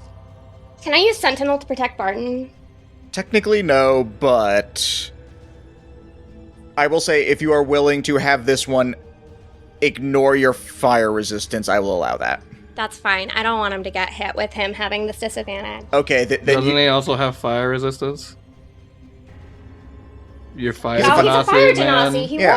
would. I mean, he would. But he still has disadvantage right now because of the blood disease.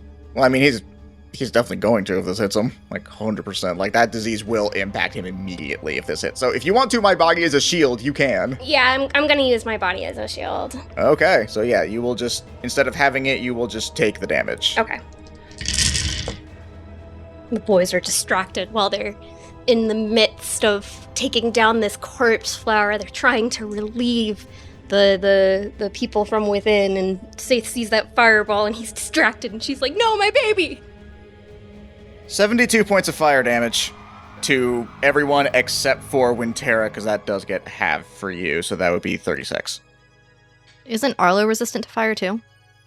Yes, no, wait, that is hold also on. correct. Yeah, so you also only take 36.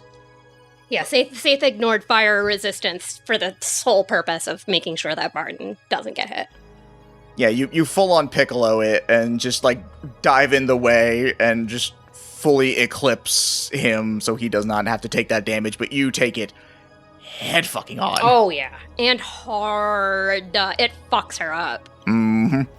Is Arlo still down, or is he Oh, no, I'm back up. Okay. Like, it hits her, and she goes rolling for a second, and just manages to pop herself back on her feet.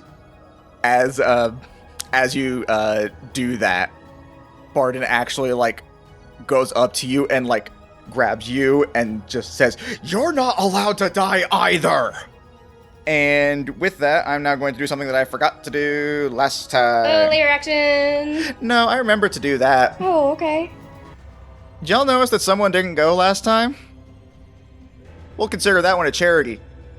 It's Beshaba's turn. So I don't know, her not going when she goes so often. I know, which is why I forgot, but unfortunately now I do remember, and she is going to take her turn proper. So first things first, I'm going to see if she regains that attack she did that knocked you guys out of the dimensional space in the first place. She does not. But she does still have some wild shit that she is going to do. So the first thing is that she is going to, let's see. I feel like... Yeah, she's going to see what, like, Saith did and how Barden is reacting and say, "Oh my god, that is, like, so adorably pathetic. I'm gonna fuck that up." And she, like, the shadowy aura almost, like, begins to take form and, like, lurches out like a giant maw of just an endless number of teeth. Spectre had held her action. I forgot about Spectre. Would you like to have Spectre do something real quick? Yeah, definitely. Is Spectre gonna pull a get down, Mr. President? Yeah, the Spectre's gonna pull a get down, Mr. President. Okay, I'll let that be disadvantage on this attack. No, on my attack. What I'm Oh, doing. sorry. Go for it. No, Spectre doesn't, like, have to attack you. Spectre could just do that. Spectre's like, Mommy, Daddy, no! Alright, so that's going to be a 3 on the die, which ends up being a 23 to hit. It was a nice effort. And as this mouth, like, goes up and, like, snatches you, it, like, rends you into the air, and you're, like, in its jaws, like, trying to hold it closed, as you take 28 points of piercing damage. Say that somehow. Still up. Jesus. Cool. Roll me a dexterity saving throw, as I believe you are a large or smaller sized creature. Saith rolled in 28. Okay, you are able to, like, push your way out of the jaw and, like, back down to solid ground. And then Beshaba will take 2 crush attacks, one on Wintera and one on Arlo, as she moves forward and is going to try and pin you underneath her feet. So, we'll do Arlo first. That's a 33 to hit. That'll hit. Alright. And that's going to be... Alright, not nearly as bad as it was for Saith. 20 points of damage. I have 1 HP. Yeah, me too. Excellent. Excellent. You are, as you get, like, crushed under this foot, you are grappled and restrained. Your turn. Okay. Yeah, Saith looks horrendous right now. Horrendous. 37. Yes.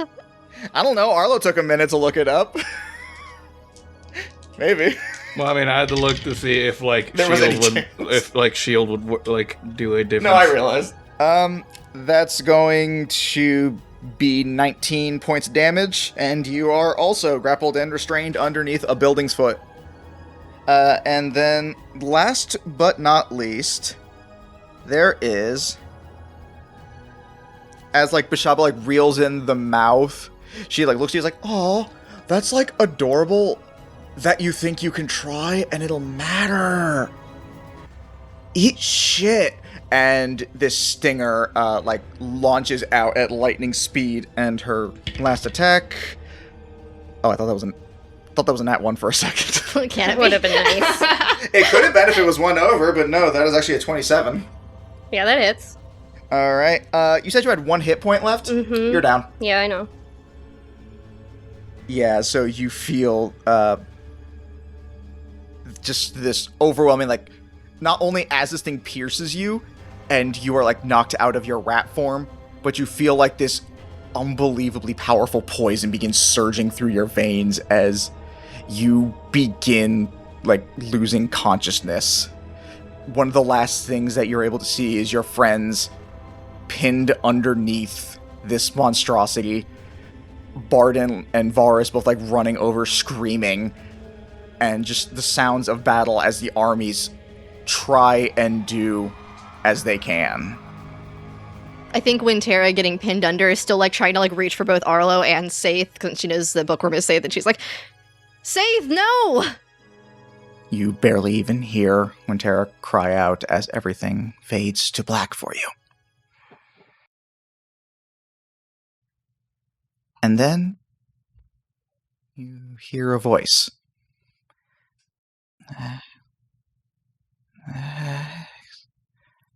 Next.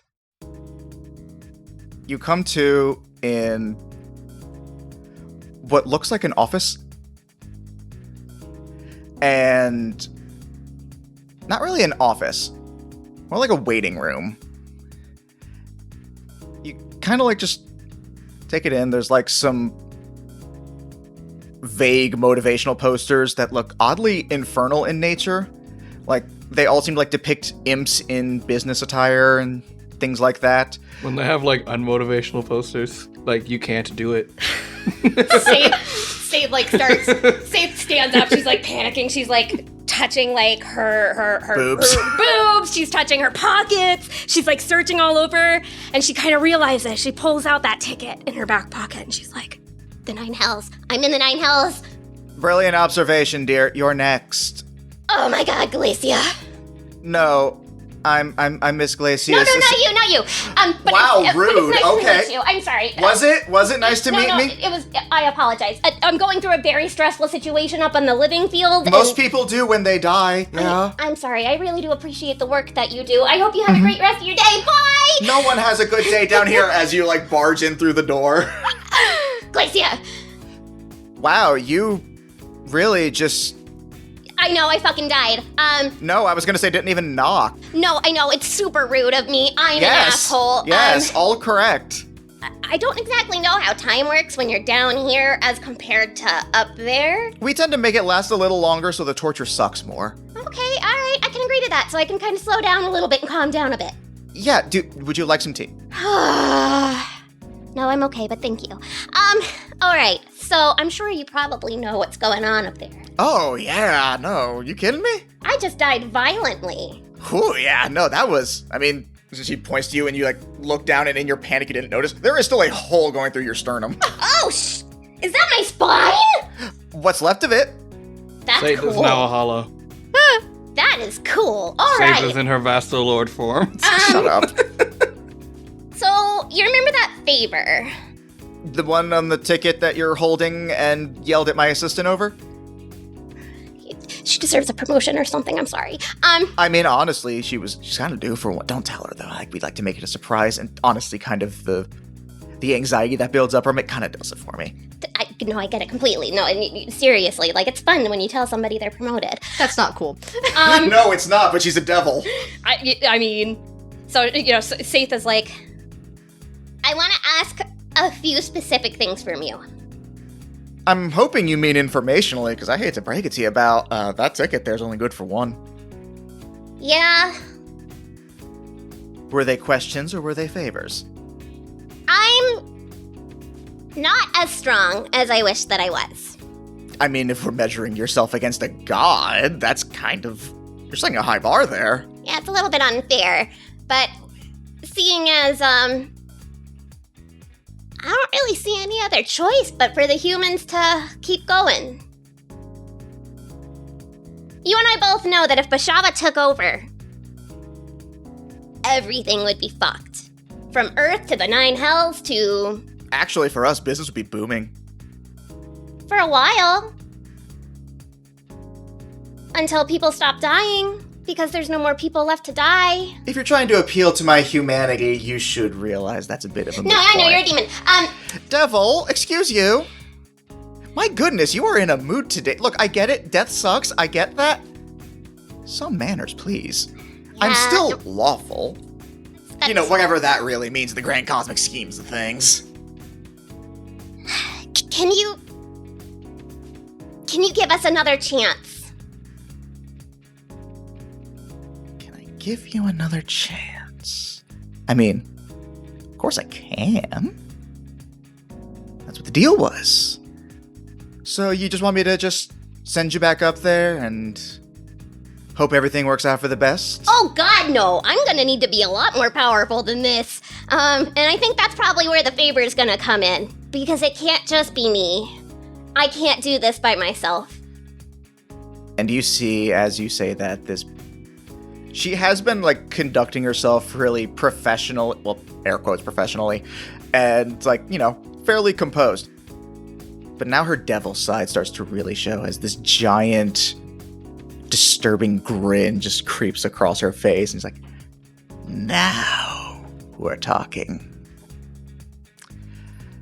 So, as you may or may not have been aware, I like to do things a little more by the books than I would say some of my fellow infernals.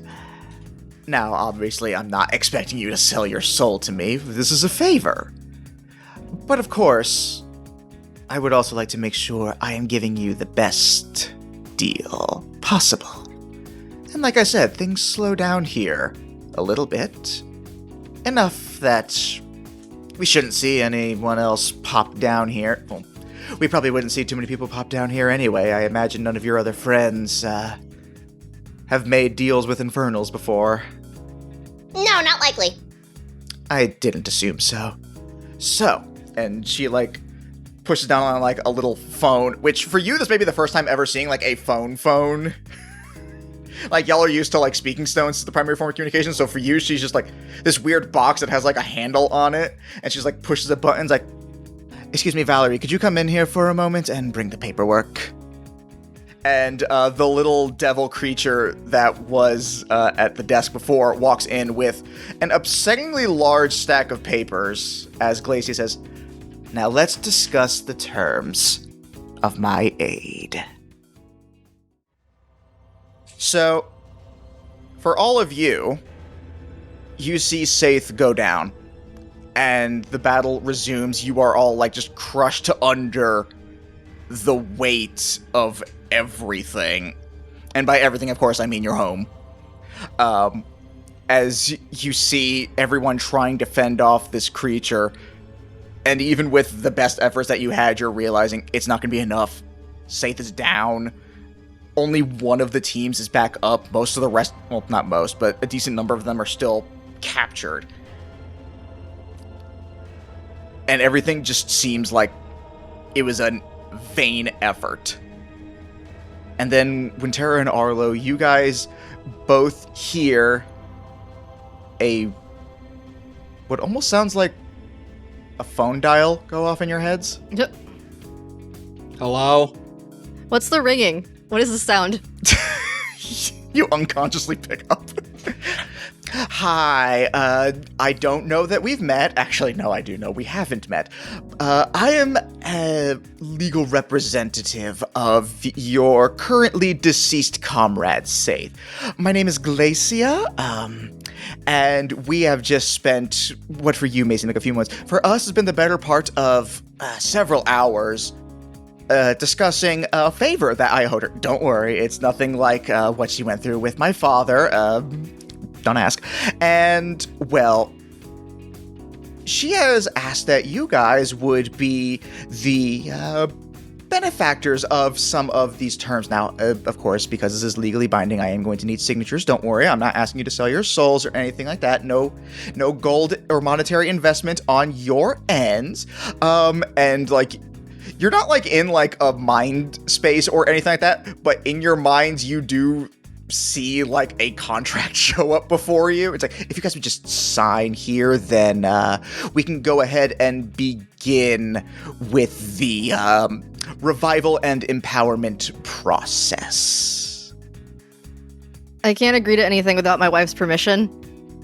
All right, hold on. And you guys hear like another like phone dial, and after I was like, hello?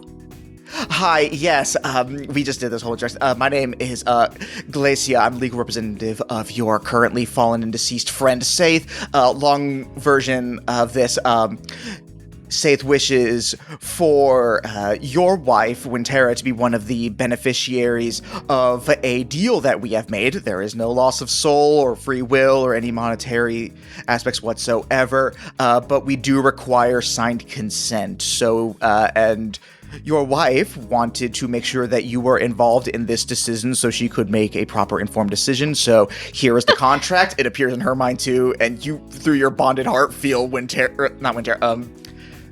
her like Bookworm's immense confusion. And like after like a moment, like, I mean, yeah, I guess this looks fine. It should be okay, Winter. It doesn't look like you're giving anything up. Looks like you're going to be in for a wild ride, though.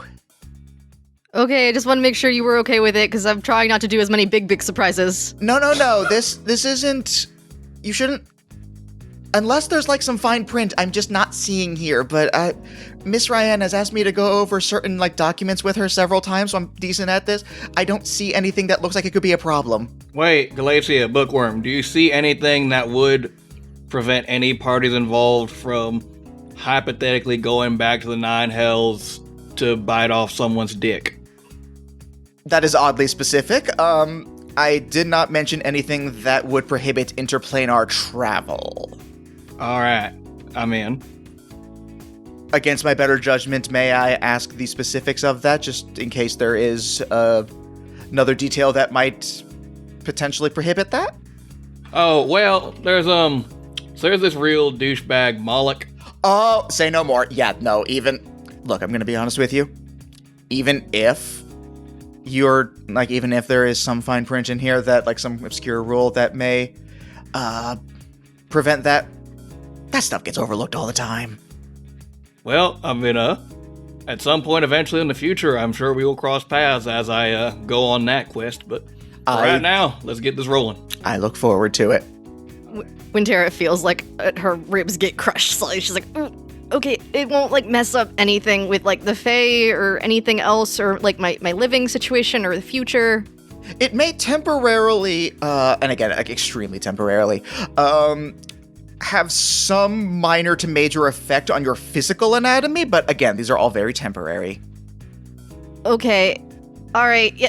That was definitely a rib in my lung. Okay, yep, I'm good. And you see, like, Wintera's druidic name sign off. That was definitely a rib in my lung. That sounds uncomfortable. I mean, yes. Like, Barden and Varus are over there, like, fussing at Saith's, like... Oh my god, I've got a rib in her lung! I love that, like, Arlo has, like, 1 HP left, and, like, Arlo's just like, well, you know, military rules, when you're dying, you must die quietly. Wintera's complaining the entire time. Blymander military rules are like, now remember, when you're dying, unless someone can help you, make sure you're dying quietly, don't be rude. Jesus, man, is that her spine? Meanwhile, you're also, like, in the back of your mind, like, now I know that is multiple ribs in both of my lungs. Yeah, he's like, man, I sure miss having regular lungs. You guys are like, and Yeah. it's the anime blood spatter. Yeah, there's just blood all over the quote-unquote foot of this castle. So as you guys sign this, all of us, like, you see the contract get rolled up, and then here, all right, this next part's gonna suck a little bit, but then it's going to fucking rule. I don't think it can suck more than how I'm feeling right now. Go for it. And your heart stops. This is fine. Been through this before. Here, yeah, it's like, it can't be worse. It's like, don't know about that? You die. Like, your heart immediately stops. And then, deep, like, you feel like a fire, like, burning at the inside of your heart. Like, it doesn't feel like normal fire, but you can feel like a heat. And then your heart starts to beat again.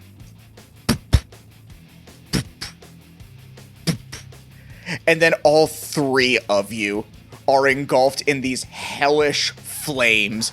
The force of Arlo's and Wintera's forces Beshaba back, just from the sheer force of it, as you all begin to undergo infernal transformations. Would you guys like to describe for me what you now look like? Say this, Madam Fortress, Mommy. All right, short, sweet, and to the point. Love it. She's a what? A Madam Fortress, Mommy.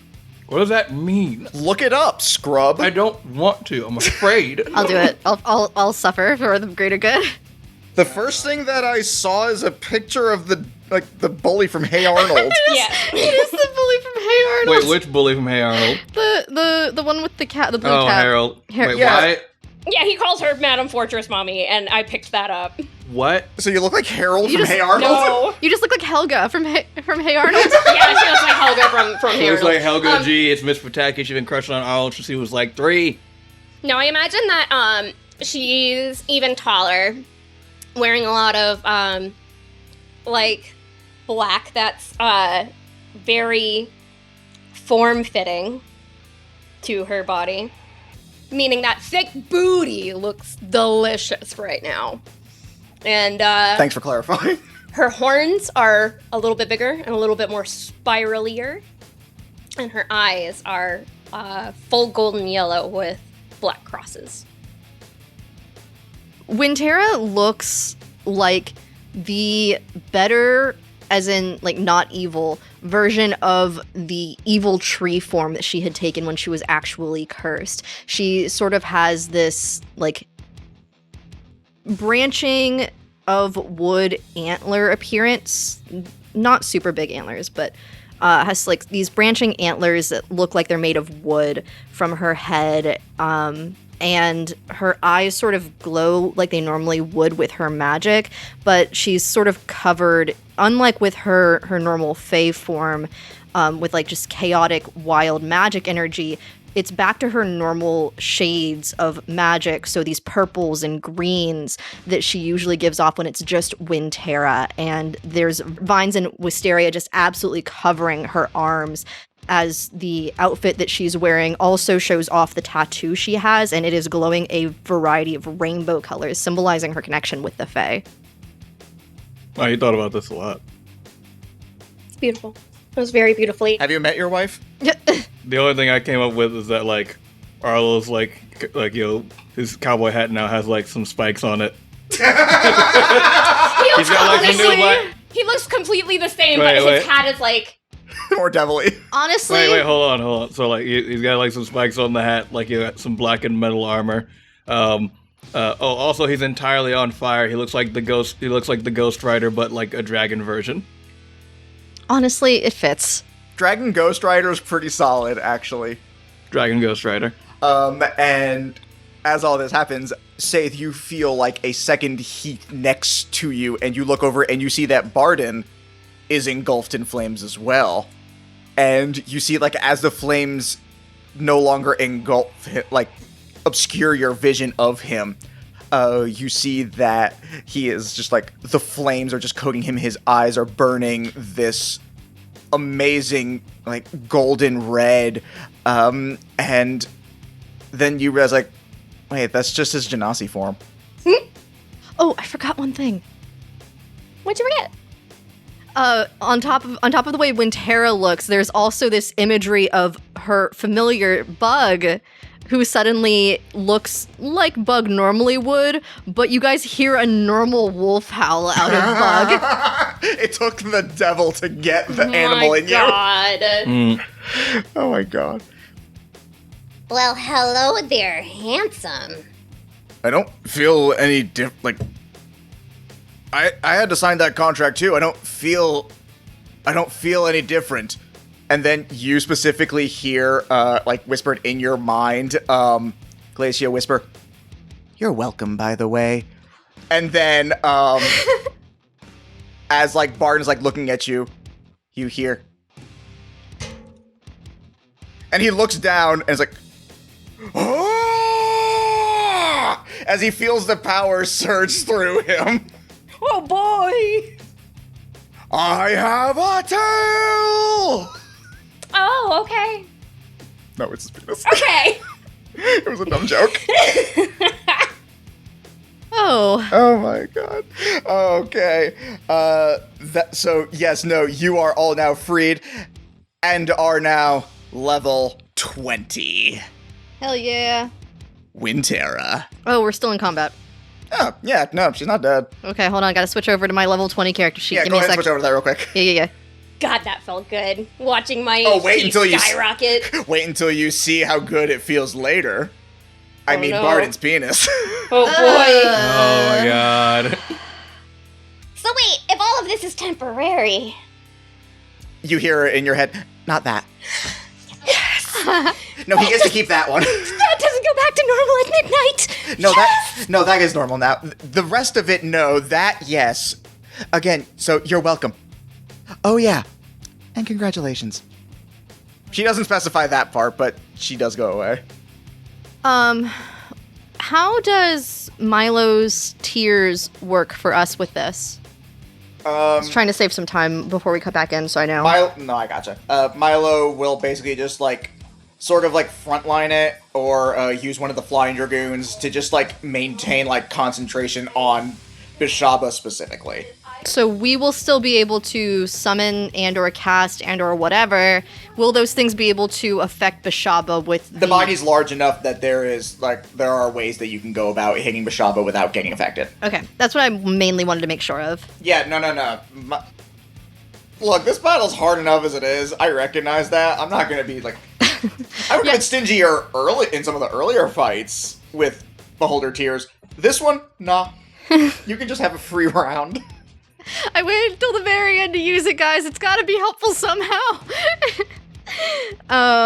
Okay. Guys, me and the Jockbirds got it. It's okay. Good news, this is the last turn of the combat. I mean, No, we I got hope you guys enjoyed your aesthetic changes. Your aesthetic changes. Okay. All right, it is my turn, right? Yeah. Yes, no, it is the top of the round. Wonderful, wonderful. Milo. Yeah! You That's know that not Milo's voice, I'm sorry. Granafor chimed in, is no, I'm sorry, that wasn't, you weren't calling me, my mistake. No, I said Milo. You know what, you're right, that was my bad. Granifor, we talked about this. You gotta take care of yourself, man. You gotta go to the ear doctor. I don't have those. And yet, You know what? need to go. You know what, you're right. Mm-hmm. So, I was like, yeah, what's up? Hey, you know those Beholder's tears that you've been using? Can you aim over there really quick? I gotta do something, and she keeps fucking up the things I try to do. Roll perception real quick. I'm sure it's a yes, but let me double check something, because I don't remember what my perception becomes at level 20. Really? You haven't memorized it yet? No. We just pulled it up. No, definitely not memorized it. Also, I just clicked on the wrong table. I can go back to 20, not 15. I want the stronger Wintera. We all want the stronger Wintera. Aw. Be stronger. Aw, be As stronger. Wintera transforms, she just screamed, I am stronger! I am stronger. Fuck you, Erwin. Erwin, who's still unconscious on a tree, is just On a tree? corpse flower, whatever. Oh, math. It was only a 23. Only? Well, it's a much higher plus now, so yeah, only. Fair. You notice that, I was like, yeah, been using. And he, very discreetly attempts to, take the Beholder Tears. Milo. On it! Helicopter, please! And one of the, sky troops comes over and, lifts him up as you definitely see the empty bottle drop behind him, and he will go over and use the Beholder Tears on Beshaba, preventing her from casting any spells or using her breath weapon until the start of your next turn. And then, of course, also, if you would be so kind as to roll that beautiful, beautiful bean footage. I mean damage. That beautiful bean damage. Still 12. Still 12. Yeah, no. That's a lot of ones. It's only 37. Well, the good news is all the corpse flowers are now gone. Yay! Okay. And then Wintera, for her turn, So, this also requires me to ask a question. Your turns usually do. In the written rules language of conjure animals, it goes up to 7th level. However, there is a precedent to 9th level based off of the circle that Wintera has when she goes unconscious, which technically there might already be the 4 level 2 things because she's dead. But there is a precedent for 9th level that it increases again at that level. Would that be the case, or do I get stuck at 7th level? Are you asking me if you can upcast it to 9th level, or are you asking if you do it at 9th level if it gets upcast to 10th level? No, I'm asking about 9th level. Oh, okay. The way you worded it, it sounded like you were trying No, to... I'm asking to see if I can upcast it to 9th level or if I'm stuck at 7th level. Because there's a precedent with her circle feature that it could be upcast to 9th level, but the written language of conjure animals is that it levels out at 7. You can upcast to 9th. Okay. Sweet. So I think would be 4 times my animals? 3 times as many at 7th, so 4 times at 9th. So 2 times 4, 8 jockbirds. Hoo boy. So yeah, you guys see Wintera, this new form, the antlers. She looks back at the Feywild, she winks, and with the +1 charisma that she now has, Amazing. she looks. The devil taught her to socialize. Yeah, she's still looking terrifying, as shit, because she's always been sort of scary, just not as scary as the other 2 in her group. But she's, her intimidations has always been good. Arguably, but go on. Well, she's a proficient in intimidation. It's her highest of the charisma No, scores. I meant arguably not being the scariest. Oh, well, no. Compared to Saith and Arlo, her intimidation's lower, so she's not the scariest between those 2. But, anyway, she's got a +1 to all the other charismas now at level 20. She finally figured it out. So anyway, she turns back, she winks, she does the jockbird symbol, and summons 8 jockbirds. They are all perched on your, antler horns. Jockbird, jockbird, jockbird, jockbird, jockbird, jockbird. Jockbird. They are all wearing, infernal tank tops. New team. Anyway, that will be Wintera's action and her reaction. We will go ahead and have the jockbirds. Oh god, I've got to roll for 8 jockbirds. We're just gonna... Yeah, you do. Did that not occur to you? Nope. You've had to roll for 12 raptors before. Why is this worse? Because there's more math involved. Way more math. You're the one who wanted to summon the jockbirds. I wanted them, okay? They're all right, cool we as have them, and everything that comes with it. Will, oh, and they have multi-attack, that's right. Okay, does a 21 hit? Yes. I'm just gonna roll to see if all of... Yeah, no, go ahead. +6, 24 hits. 16 does not, probably. It does. Oh, nat 20. Yeah. Just gonna mark the nat 20s, because we're gonna have to do... This number's gonna be really cool, guys. Yeah, I was worried I may have given Beshaba too many hit points, and now I don't feel that that's a concern anymore. 5. Yes, again. No, that's only a 9. No. Wait, but I gotta go up to 16 because... Yeah, I was about to say, you still have multi-attack. So that's the first half of the attacks. Yep. 19, that hit right. 15. Hits. 15 again. 17. Wait, was that not 6? Do those 2 hit or no? What were those? 15? Yeah. Okay. That's a 17 on the die, so that hits. Not 20. That hits. 7. Not 20 again. Jesus Christ. I may have to give Beshaba more hit points just so everyone else can do stuff. I was gonna say, Wintera and the Jogbirds got this, guys, but I want you to fight too. The Jogbirds hold back. Jogbirds. Do they? You've crit 3 times. Jogbirds hold back. I gotta figure out how to fuck to do this math. Wait 1 second, please. Yeah, have I'm glad fun. I use average damage. Yeah, have fun with that. Oh, and these are upcasts, so they deal... Yeah, okay, they deal winter damage, okay. Jesus fucking Christ! Husband. 560 damage. Shit, dog.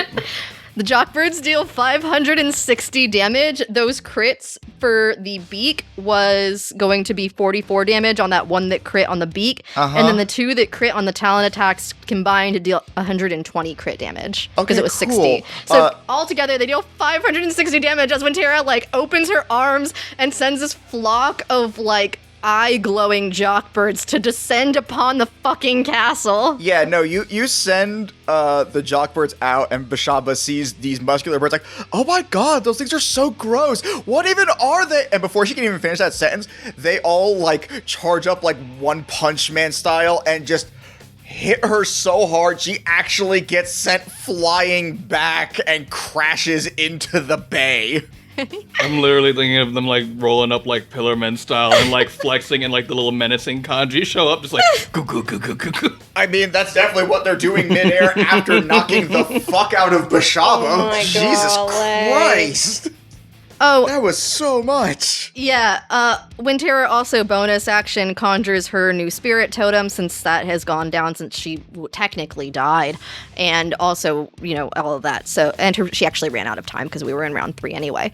So, Yeah. she conjures her new spirit totem. We will go ahead and give you guys... The advantage one, that one's fun.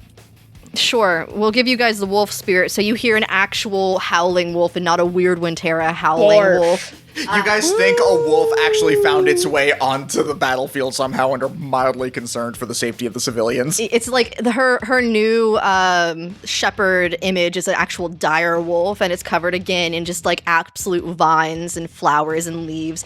Perched behind the ear of the dire wolf is a giant lily on this one.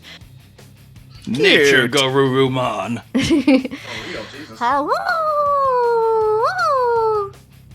Oh, there's one of hers. Your howl reminded me of like that like one album, the Chipmunks Halloween special. Remember when they sang that song like The fucking girl thing. Yeah. There's like the echo of that behind an actual wolf howl though, so it's like you guys can still tell it's Wintera's, but it actually like sounds like it's trying. So anyway, that's her bonus action. So she's also got the 2 scimitars out. You guys get advantage to hit. And she used her reaction for the Thieves Guild. So I believe that's everything Wintera can do. Which, in retrospective, boy, does that really make the Thieves Guild feel like they are just, like, hamburger helping. and I helped. The seasoning's everything, guys. I couldn't have done that without the Beholder's Tears. Thank you very much. I don't believe you. You guys are also important, I promise. No, you're not. Arlo, shut it. For once, I agree. Those birds are so ripped. They always win. Oh, and then Wintera, just for shits and giggles, like, Okay, yeah. What else? I would like this just to be flavor because level 20 Fae bullshit. Just appears next to, like, Bookworm for a brief moment, like, kisses the wind, like, kisses her wind form. And I can roll Constitution if I have to for being too close to the building. It's whatever. But she's like, your turn. I believe in you. And then she goes back to where she was. You notice that Bookworm was, like, shocked and, like, kind of, like, recoiling from being sent flying back because she was still hiding inside Beshaba when that happened. She didn't take any of the damage because, she'd be dead 10 times over. Yeah, But obviously. She's still just, like, kind of, like, just shocked, like, oh my god, what the fuck just happened?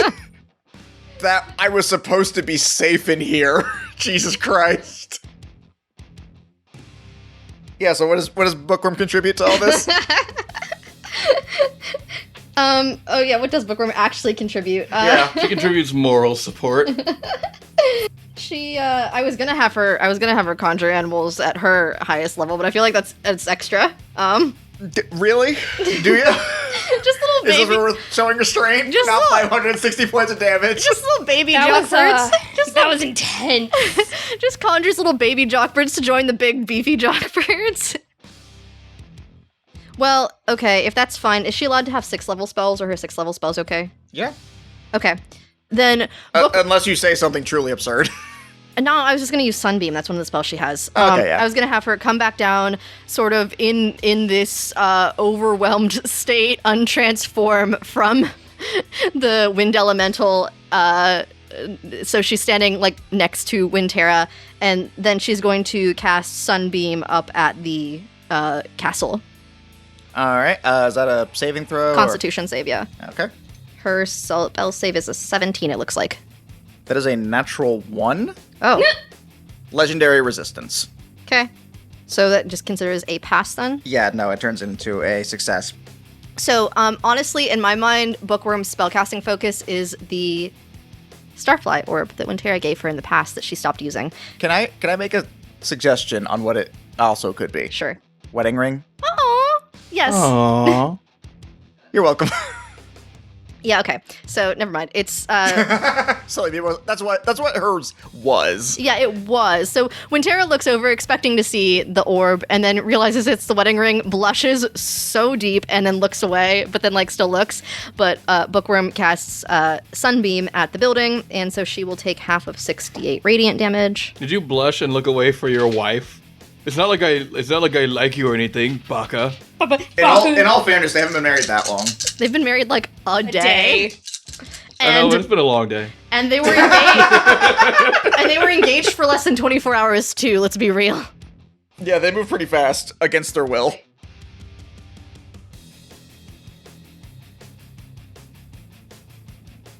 That is maybe the one, like, most morally, like, bad thing that we did that only contextually am I okay with.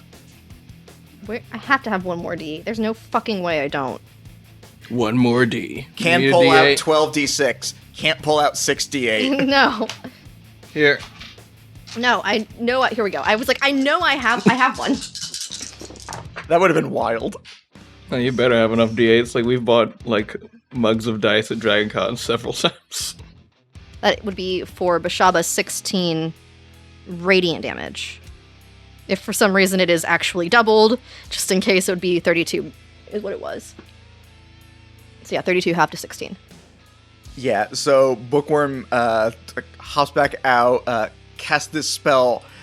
It almost looks like from the sun itself, this beam just shoots down and just crashes down onto Beshaba, who is able to resist it to an extent.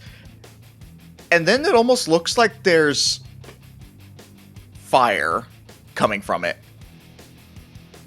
As you see emerging from the castle, riding on a little flaming bear, is Oliver, fully engulfed in flames. Yay! Hi, Tara! When Tara literally like crumples over, oh, thank Myliki, you are alive. Oh, okay. Hi, Oliver, you scared me. Yeah, he like lands down next to you. It's like, the other guys got caught, but I just ran. Good job, I'm proud of you. I keep my promises. Do you like the antlers? They're very cool. And he like goes to touch, realizes he's on fire, and then backs off. It's okay. I don't think it is. It's okay. He reaches out. And yeah, they don't catch fire because they are still devil horns. Yep. I had to die for them. I'll be fine. It won't be forever. No, it's okay. I know you die a lot. Yep, I do. This was honestly the least worst of them. I feel that. Where's Erwin?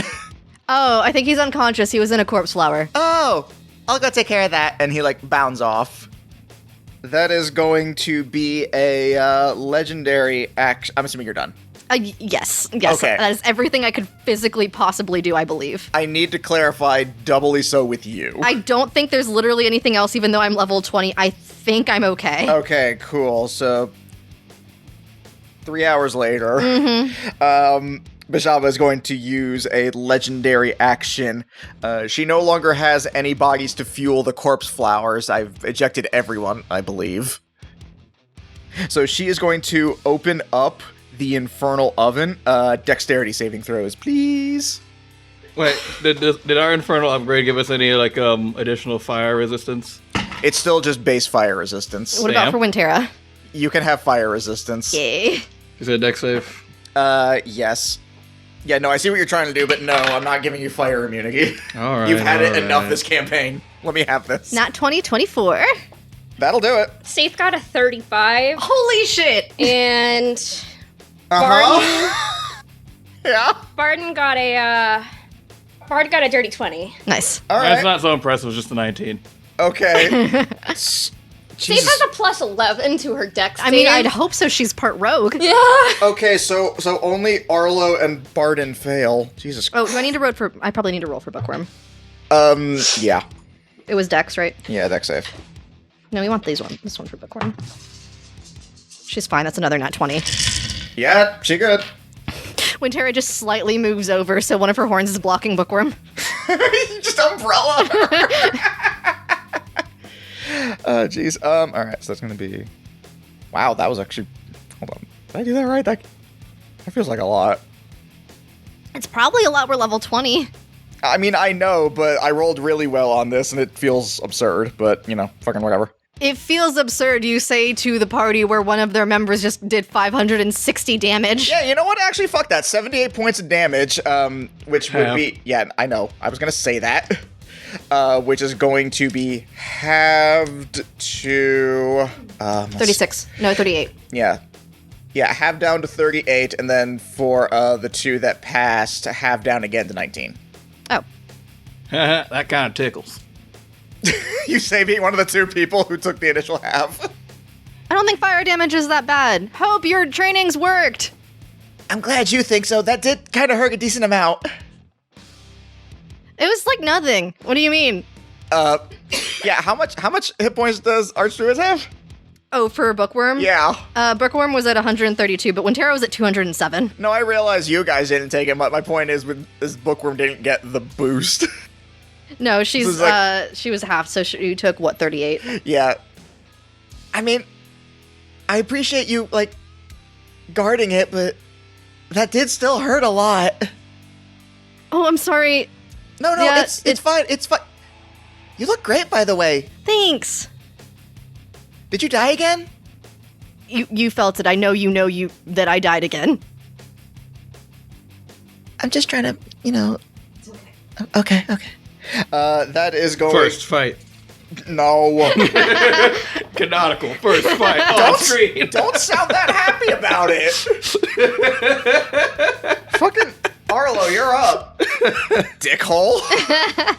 Alright, so I'm going to start this turn by saying, mechanically, I'm still just using the lance, but I want to be stupid. Yeah, okay. So Arlo, like, he'll wreath in flame, looks over at Beshaba, looks down at his lance, then puts it behind his back, places his hands together, like again, like you, man of fire, and summons a spectral, like, flaming guitar. Yeah, And then plays on the guitar, doom doom doom doom doom doom doom, and then immediately runs over to Beshaba to bean her over the head with it. To El Kabong, this builder. To El Kabong the building.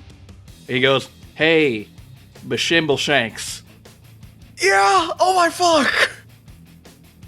This is not going how you thought it would, is it?" Those birds, they hit like me. "Yeah, thing about jock birds," and he's like, gets real close to her face. "They always win." And then he hits her with the guitar as hard as he can. Yeah, go ahead and roll them. I'm also going to do a menacing strike. Yeah. Oh, and I'm doing my racial feature thing that you gave me where she is a dragon now. Uh-huh. She is a dragon now. That'll be 25 to hit. Yeah, I think that will. Alright, and she's gonna roll a wisdom save, or else be frightened of me. She is she got an 11. She's immune to being frightened. Me being frightened? Yeah, so you Damn it. You don't have to use that portent. Alright, I won't use my portent, but I am still gonna use the maneuver because of the Yeah, additional you get damage. the extra damage. I got Extra damage. Yeah. Yeah, no, she is a god. She does have at least a few conditional immunities. That's gonna be... She's not afraid, but she is shaken. I'll give you that. That's gonna be 31 damage. Nice. Another El Kabonging. Incoming. Kabong away. On this one, let's throw a, let's see. You know what, I'm gonna, because, like, all of these things have things where, like, you're like, oh, if they're, like, you know, large or bigger, you can't do it. I'm just gonna keep doing menacing attack in that, like, he's just going ham. Nice. And it's a scary sight. Nice. We're gonna say that. Yeah, no, It's like they're all menacing strikes. Yeah, Beshaba won't be afraid, but she will be spooked. Yeah, she won't be frightened, but she'll remember. She will remember. When Tara is excitedly on the sidelines, Arlo, Arlo, Arlo. That's a crit. The jockbird's jockbird, jockbird, jockbird. Ooh. Oh So boy. second one crits. Uh-huh. So the regular damage is 26, and with the crit damage, plus 48 damage. Nifty. Good job, Arlo. A third additional kabongification. Nifty. The guitar breaks on the second one, and he's like, huh. And then it just fixes itself, and he's like, Nate. And then he hits you again. That's a 26 to hit. Hits. That's 24 damage. And Arlo goes like, huh, man, I can't possibly hit you anymore. Oh my god. Wait, yes I can? No! Action search!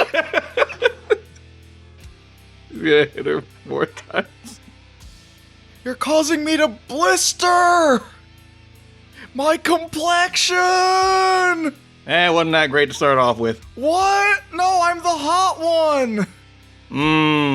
Agree to disagree. What? That's Galacia, babe. Who? 25 to hit. Yeah. Still hits. Despite Beshaba's hopes and dreams that her AC doesn't go up.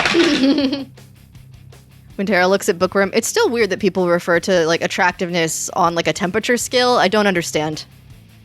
Well, not always. I mean, I don't think anyone calls people they find unattractive cold. When Tara just thinks about that. I mean, I don't know. You never heard of like a cold motherfucker or a cold ass honky? No. You never heard those phrases? No. Oh. Never. 34 damage on that attack. And again. That one hits. It's a higher roll. I'm just gonna tell you if it seems like it won't hit. Yeah, no, I feel like at this point, since we've had hits of 15 go through, if you get lower than a 15, you can ask if it hits. But you're also a fighter, so I'm assuming that's gonna be rare if possible. I would have to actually roll a natural one So yeah, let me know if you're rolling that one. on both die. Yeah, let me know if that happens, otherwise you hit. There's a chance, you know, dice. I mean, there is always Well, a actually, chance. I'd have to roll a natural one on both die, and then I have a maneuver that could add more to it. I think you'd also have to forget you have a portent roll. Yeah, but that would make it like whatever the important roll is. Fair, actually. Yeah, no, I did say that without the... You're right. Oh, it's 33 damage. Neat. Another kabonging. I'm having fun beating up Beshaba. This is fun. Action surge. This is his 6th attack. That's so cool. 20th level fighter. Crit. Cool. Y'all leave some HP in there for me, man. I didn't get to fight last time.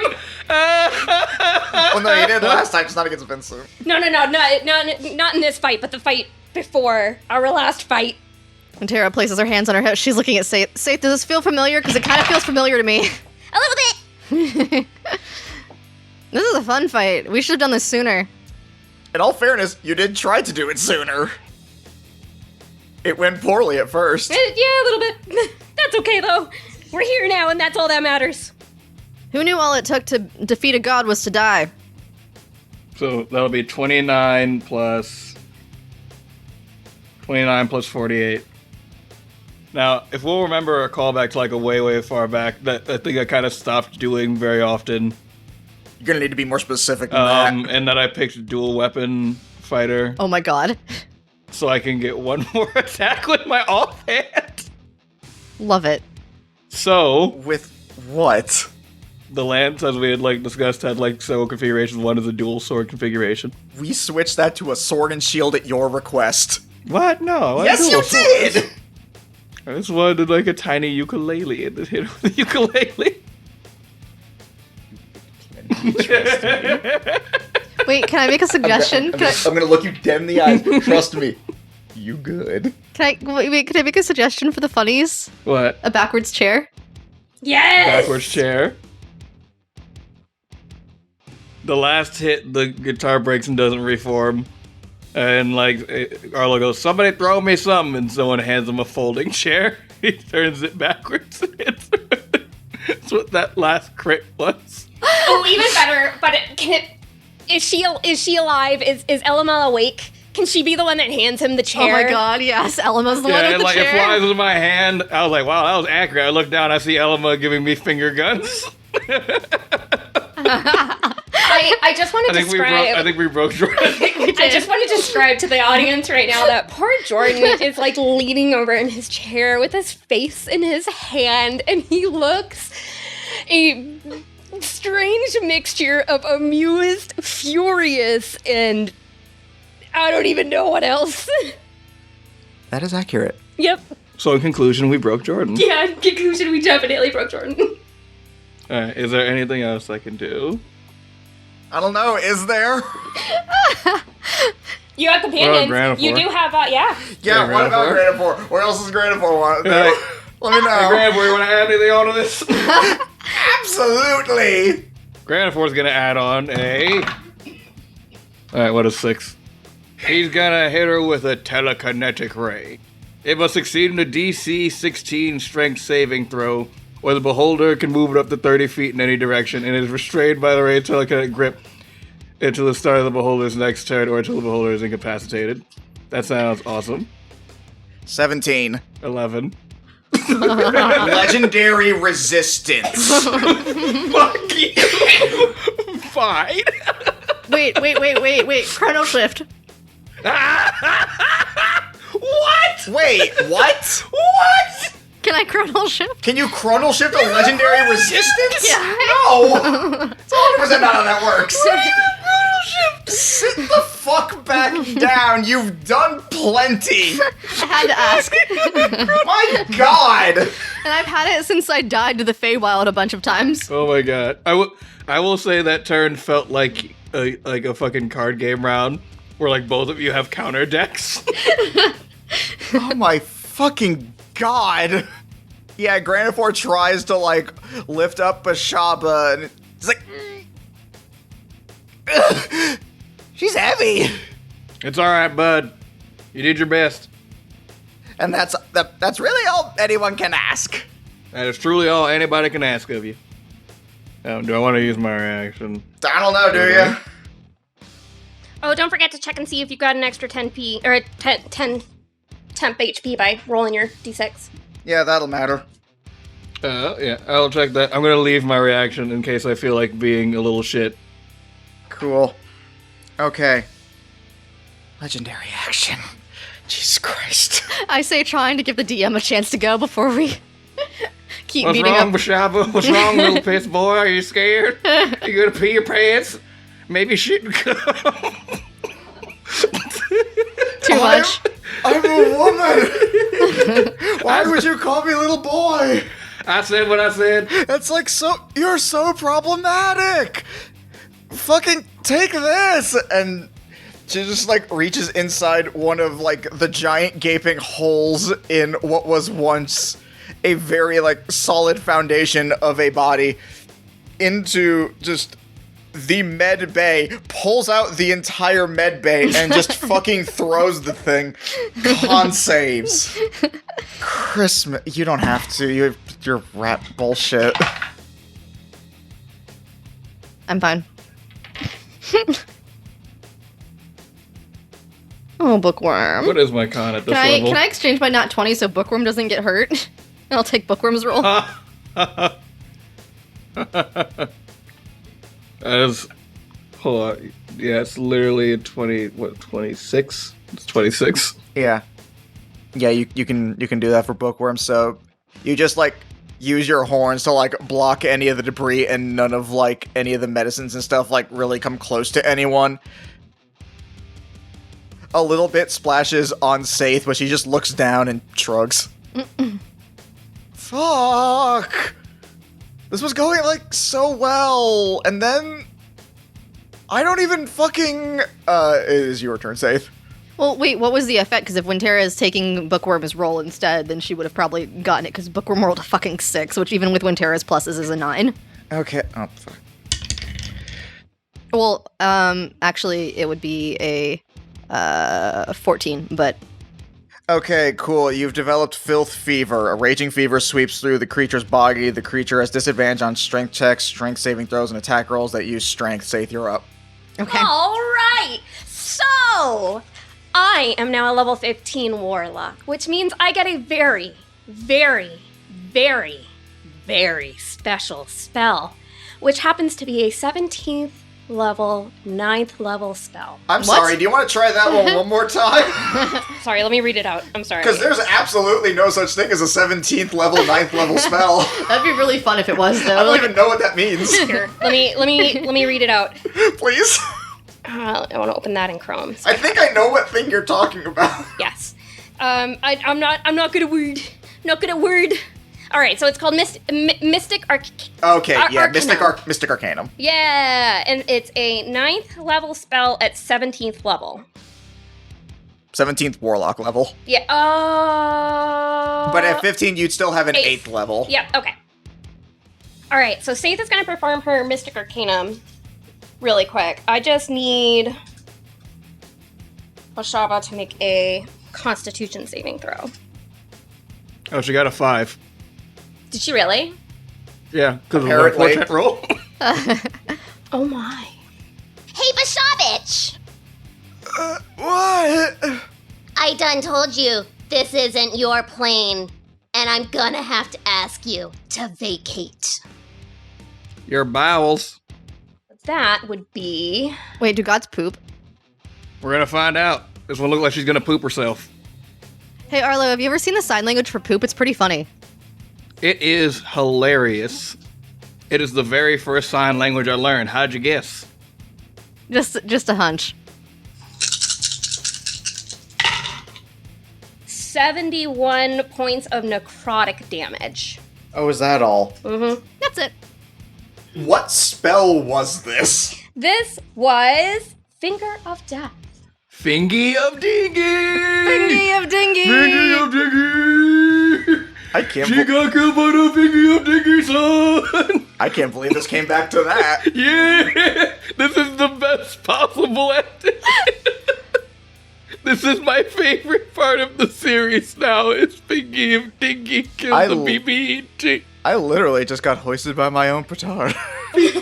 Literally. So yeah, you point at Beshaba, telling her to vacate, and just within the water where she is standing, you see this ginormous circle of this infernal flame just forms around her, and then this column of pure necrotic energy just shoots up, and you see from within the brick and mortar of your base begins to fade to nothing as the body she was using falls apart as she just cries out, OMG!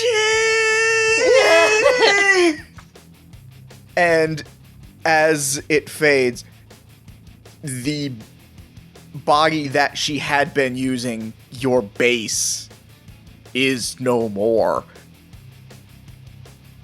But you still see the energy that Beshaba was using, that aura that had enveloped the castle that allowed her to manipulate it.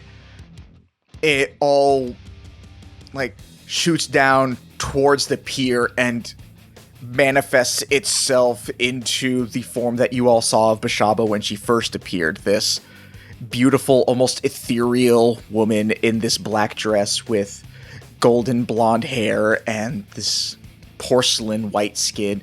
And she just looks up at you all, her mascara running and just looking like such a mess. It's like, oh my, that was like so not cool, guys. I just wanted to take over. Is that so bad? Yeah. Yes, abso-fucking-lutely. Now look at you. You pooped yourself. I don't poop. You almost took my family from me again. In more ways than one. And if you ever try to come back here again, the same thing is gonna happen. But we'll make it worse. We are not useless. leave. Pause. And like, all right. But like, I am totally gonna come back. How do you all finish Beshaba? Arlo, how far can you throw me and Saith? Let me answer that question with another question. How far do you want me to throw you? Saith, how far are we going? As far as you want, sis. Alright, I can go really far, Arlo. Chuck me as hard as you can. Alrighty. Arlo's gonna pop his ink wings and summon, like, a big fucking tornado to just, like, push them forward. And, like, fuck her up real good. Yeah, you conjure this twister. Beshaba gets, like, thrown all the way up in the air, spinning in it as Saith and Wintera sort of ride the edge of it. What do you all do now? Wintera's going to go ahead and cast Ride the Lightning, and she's going to upcast that to 8th level so that she can help Saith bounce off of the reflections of any clouds in the sky through the energy of the electricity, creating like a reflection for Saith so that between the two of them, they're just boinging her back and forth into wherever the fuck they have to get her to go. It's a little sky pinball machine. Little sky pinball machine. I'm sure that's definitely, like, scientifically sound what you just said about making Yeah, reflections. sure. There's magic. Yeah, that's definitely airtight. What are we talking about? Science? What are we, a bunch of fucking nerds or something? Alright, and correct me if I'm wrong, right? The lightning is just free damage, correct? Yeah, you transform yourself into a bolt of lightning and teleport up to 60 feet to an unoccupied space you can see. Each creature within 5 feet of the line created between your starting point and final destination takes 46 lightning damage. When you cast a spell using a spell slot of 5th level or higher, the damage increases by 1d6 for each slot above 4th. In addition, you can teleport yourself for an additional 10 feet further for each spot above 4th. In addition, we also gave Wintera the ability to go 50 feet further in any direction of her choosing with the ability she got from the trials. So. Okay, and then for Saith to do hers, you do still have to succeed on the blink spell, so DC 10 check. Just random roll. Yeah, she rolled a 19. You manage to successfully blink, and you all bounce up and down and all around, just pick an anime. I'm sure you can find a scene from literally any action anime of people just, like, bouncing around all over at high speeds, almost like blur lines. You can't keep up with it. I'm imagining Pikachu. Oh my god, yeah. Man, I was thinking of fucking Rock Lee in the tuning exams. Ooh. Also an excellent choice. Both valid. And then as you guys, like, cross, like, I hate to say cross streams, but cross streams through Beshaba, she, like, is electrocuted, and then also there is this warping of reality around her.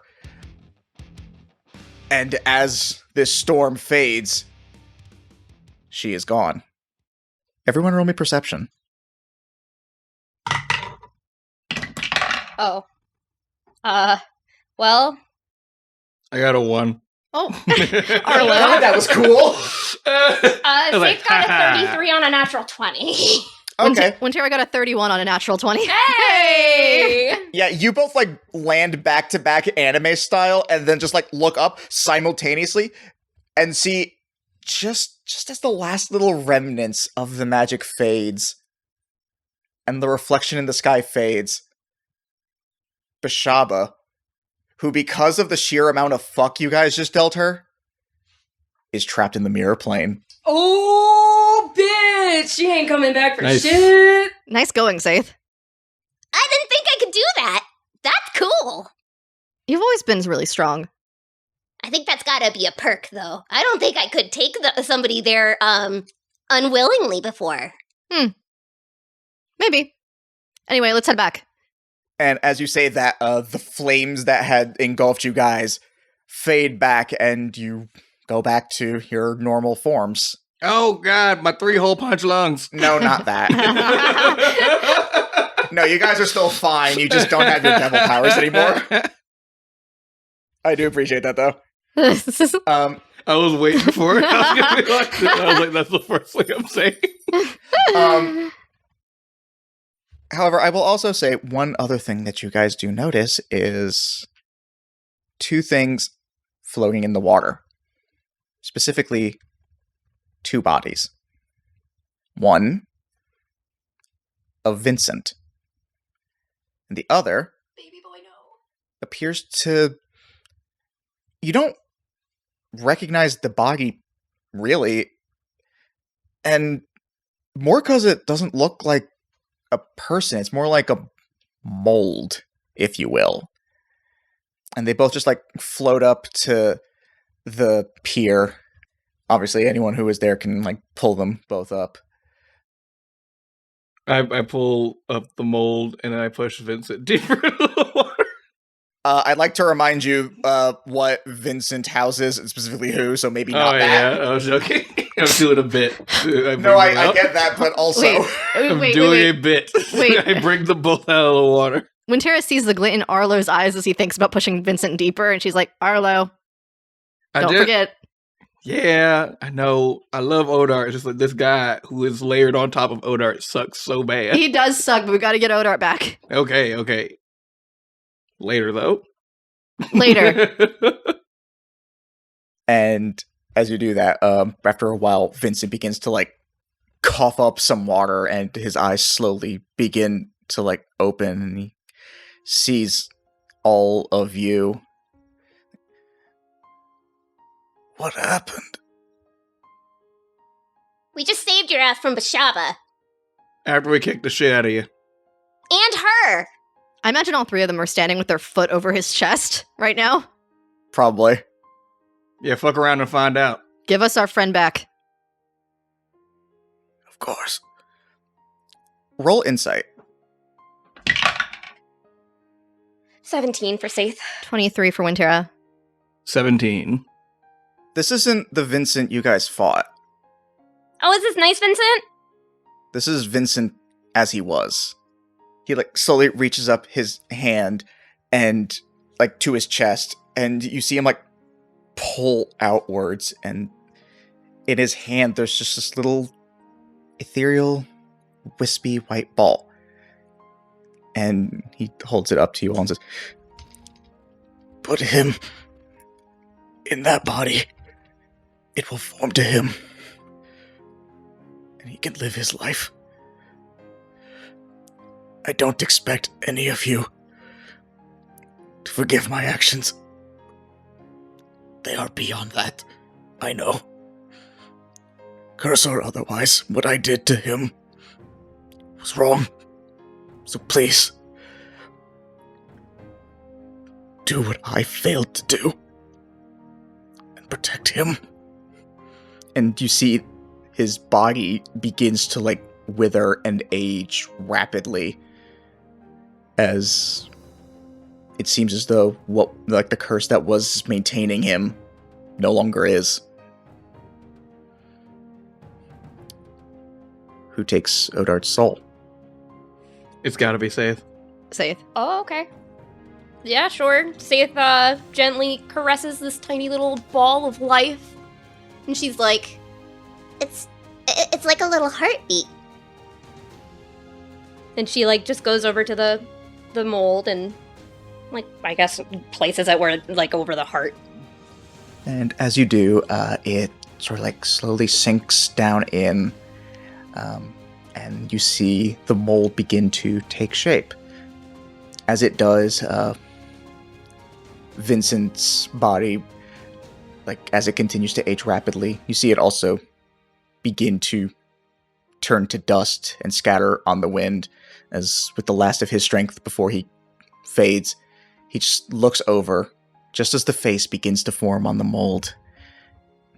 And you see just a single tear go down as he just mouths, "I'm sorry." It fades to dust. As Odart's body fully forms, he just looks up, and the first thing that he sees is you, Saith. What do you say to him as he regains consciousness? Hey, you floaty little kid. I don't hear it anymore. Your dad? Is he gone? Yeah, buddy, he's gone. Did we win? Yeah, buddy, we won. Cool. And he just passes out. She's just gonna pick him up and bring him over to Ryan, place him gently in her arms. And pass Odart off. She looks down, gives what for many of you might be like a true first seeing in her, which is a genuine smile. Like, very emotional, she's tearing up. It's a side none of you have really ever seen of her before. Even at her lowest, she never got like this. And she looks up at all of you and says, "Well done." And that is where we shall pause our tale for now. Yay! I almost said the wrong thing. Baby! Chef's kiss. Oh. Hello, everyone. Thank you all so much for listening. This is your sometimes benevolent, often malevolent Dungeon Master Jordan Hoshi Roman checking in for one of the final times of Campaign 1. This has been a lot of fun to do, and all that's left now is the finale. Well, that, of course, and all the bloopers that we have following this little thing. But if you've enjoyed this journey so far, if you've enjoyed this epic battle, and can't wait to see what comes next, how we wrap this up, and what potentially awaits in the future, then you can support us on Patreon at patreon.com/agentsofdamned, where not only can you just support us for being great and the content we produce, but you can also get special benefits, like ad-free episodes, our special after-show peek behind the screen, where we talk about the episodes, our monthly Tales of series, where we do little short snippets of things that don't get to make it into the main feed, and shout-outs to some of our most benevolent patrons, including Queen Rogue and Paul of Bard Rock Cafe fame. You can also find us on our website at agentsofdamned.com, where you can get merch of our show, also found at tpublic.com/user/AOD, as well as full episode transcriptions and cast bios. Ooh. If you want to know more about us, then you can follow us on our socials. We have a Facebook at Agents of D, and Instagram and TikTok at Agents of Damned, and Hive and Twitter is Agents of D. Of course, our personal handles are myself at Pokechap, Christina at Greekachu, Katie at Missy Mystery, MYSSY Mystery, and Drew at Liger Cero, Liger CER and the number 0. We have a Discord server, which you can find via our link tree down in the description. We got a lot of fun things that we do over there, so please come join in. We also do Twitch streaming on Saturdays, starting at around noon, usually. We'll do, if we're going to do it, we'll put it out there on socials, so check that out. I'm currently doing Danganronpa, which has been torturously enjoyable. If you have enjoyed this and want to help the show out in other ways, then please leave us a review, share the show with a friend, enemy, random passerby on the street, whatever you gotta do. It is all appreciated. And until next time, bye.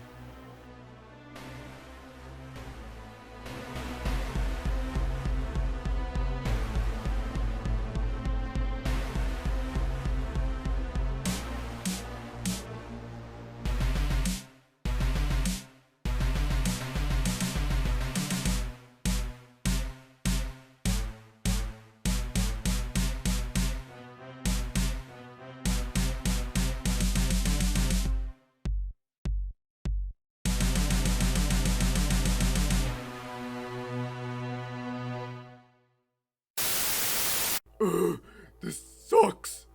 What is wrong, Betty? I'm trying to figure out a new dessert option for the menu. Apparently people don't like dark chocolate anchovy grilled parfait. It is interesting issue. Have you considered searching outside of ourselves? Perhaps might I recommend Just Cheesecakes by Tina Rose. Who that? Who that? Why, Just Cheesecake by Tina Rose is local bakery that specializes in cheesecake found in southern Charlotte, North Carolina. As the name implies, they make cheesecake. Is that all? I mean, hell, I can do that. Oh, Betty, you misunderstand. They make so many. They have regular cheesecake, they have cupcake cheesecake. They have so many amazing options for you to choose from. Interesting. Where can I find them? you can find them on facebook.com at Just Cheesecakes by Tina Rose. There they have all sorts of pictures of all of the different cheesecake that they make. And when you're ready to order, you can contact them there. Sounds good. I guess I'll give that a shot. Remember, Betty, it's Just Cheesecakes by Tina Rose. I miss having regular lungs and not 3-hole punch lungs. And let me tell you guys something that's actually really funny. It's something that I've learned is that you will rarely bleed out of your mouth from abdominal damage. If you get like shot in the gut, you know, like we always watch these movies where people are shot or injured in the gut. It sounds like a good and they after show start- conversation. Well, fair enough. Okay. No. I want to hear more about her knowledge of people getting shot and the implications of this. Just writing down Katie's knowledge of Real world gun blows. Yep. Oh, this is fully unrelated to anything. So was that! I drew a Stussy on my leg, on my pants, and I've been waiting someone to notice. Oh yeah! Dude, it is so hard to see that, and that implies you think we're looking at your thighs. I mean, All do right. you see my thighs? They're very juicy. They are incredibly juicy. Anywho. So, as Beshaba towers over you all, she's like, alright, let's... The fuck was that voice? not Beshaba. Right, bro. I'm Beshaba. I'm a superhero now. Wait, I can understand that dialect. You should switch to that one instead. The other one is hard No, to I'm so sorry. That was my dad coming out through me. Is her dad a surfer bro now, canonically? Only if this stays in. I I got some sour news for you, dude. So what do you think? Can my baby boy? yeah, no, you can do it. Hell yeah! Again, there's nothing mechanically there's no rules that says you can't. How do we in an audio format get the Brazzers logo to pop up? I'll figure that out. I'll put it on the background image for the after show, and that way it pops up that's like actual copyright infringement. oh my god. Yeah, no, maybe not that. What if we spend all this time courting House Mouse for like, oh, are you gonna sue us? And then at the Brazzers end it's takes us down. Brazzers. All right, The so true BBEG of all See- D&D campaigns. Oh god, I feel like you'd have to baby bird that. And that's real bad. yeah, I was just thinking that like Saith is gonna have to chew it up and spit it in Barton's mouth. I And mean, then you have to Barton deal with seems the like boner. he's fine with Safe spitting in his mouth. I also would agree that Barton probably enjoys Saith spitting in his mouth. Yes. He comes back to life. He's like, oh, mommy. No, Yeah, like no, too far, too much. he wakes up. Yeah, and you're right. I'm the asshole here. I'm sorry. He wakes up and he's like, "Wait, you're not in your fishnets." Oh god. God. Wait, Always be crit fishing. Hey, if you had a nerdy rogue, would they get geek attack damage? I will Geek attack. I will shiv you in the balls. Geek attack. No, I heard you. That's why I threatened to shiv you in the balls. But it's so good though. It's very It's good. not. High quality. No. High quality joke. No. So much dingy from that fingy.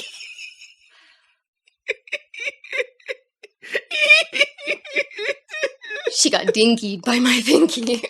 She got that fingy right in the dingy. Wow. All right, guys.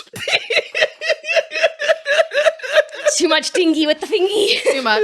I'm so glad this campaign's almost over. I apparently have a limit and we found it. Too much, guys. Oh, Okay. boy. Do you need an alcoholic beverage? Or you can... I might. Not now, but when I get home. I was gonna say I can make you a Christina vodka No, it's- beverage. You'll be fine after that. No, it's fine. It's fine. I have vodka at home and rum. I'll figure something out. Thank you for your kindness, though. I appreciate that amidst everything that has happened. And Last look, hour. I didn't have high hopes for this round, but fucking. God. All right, cool.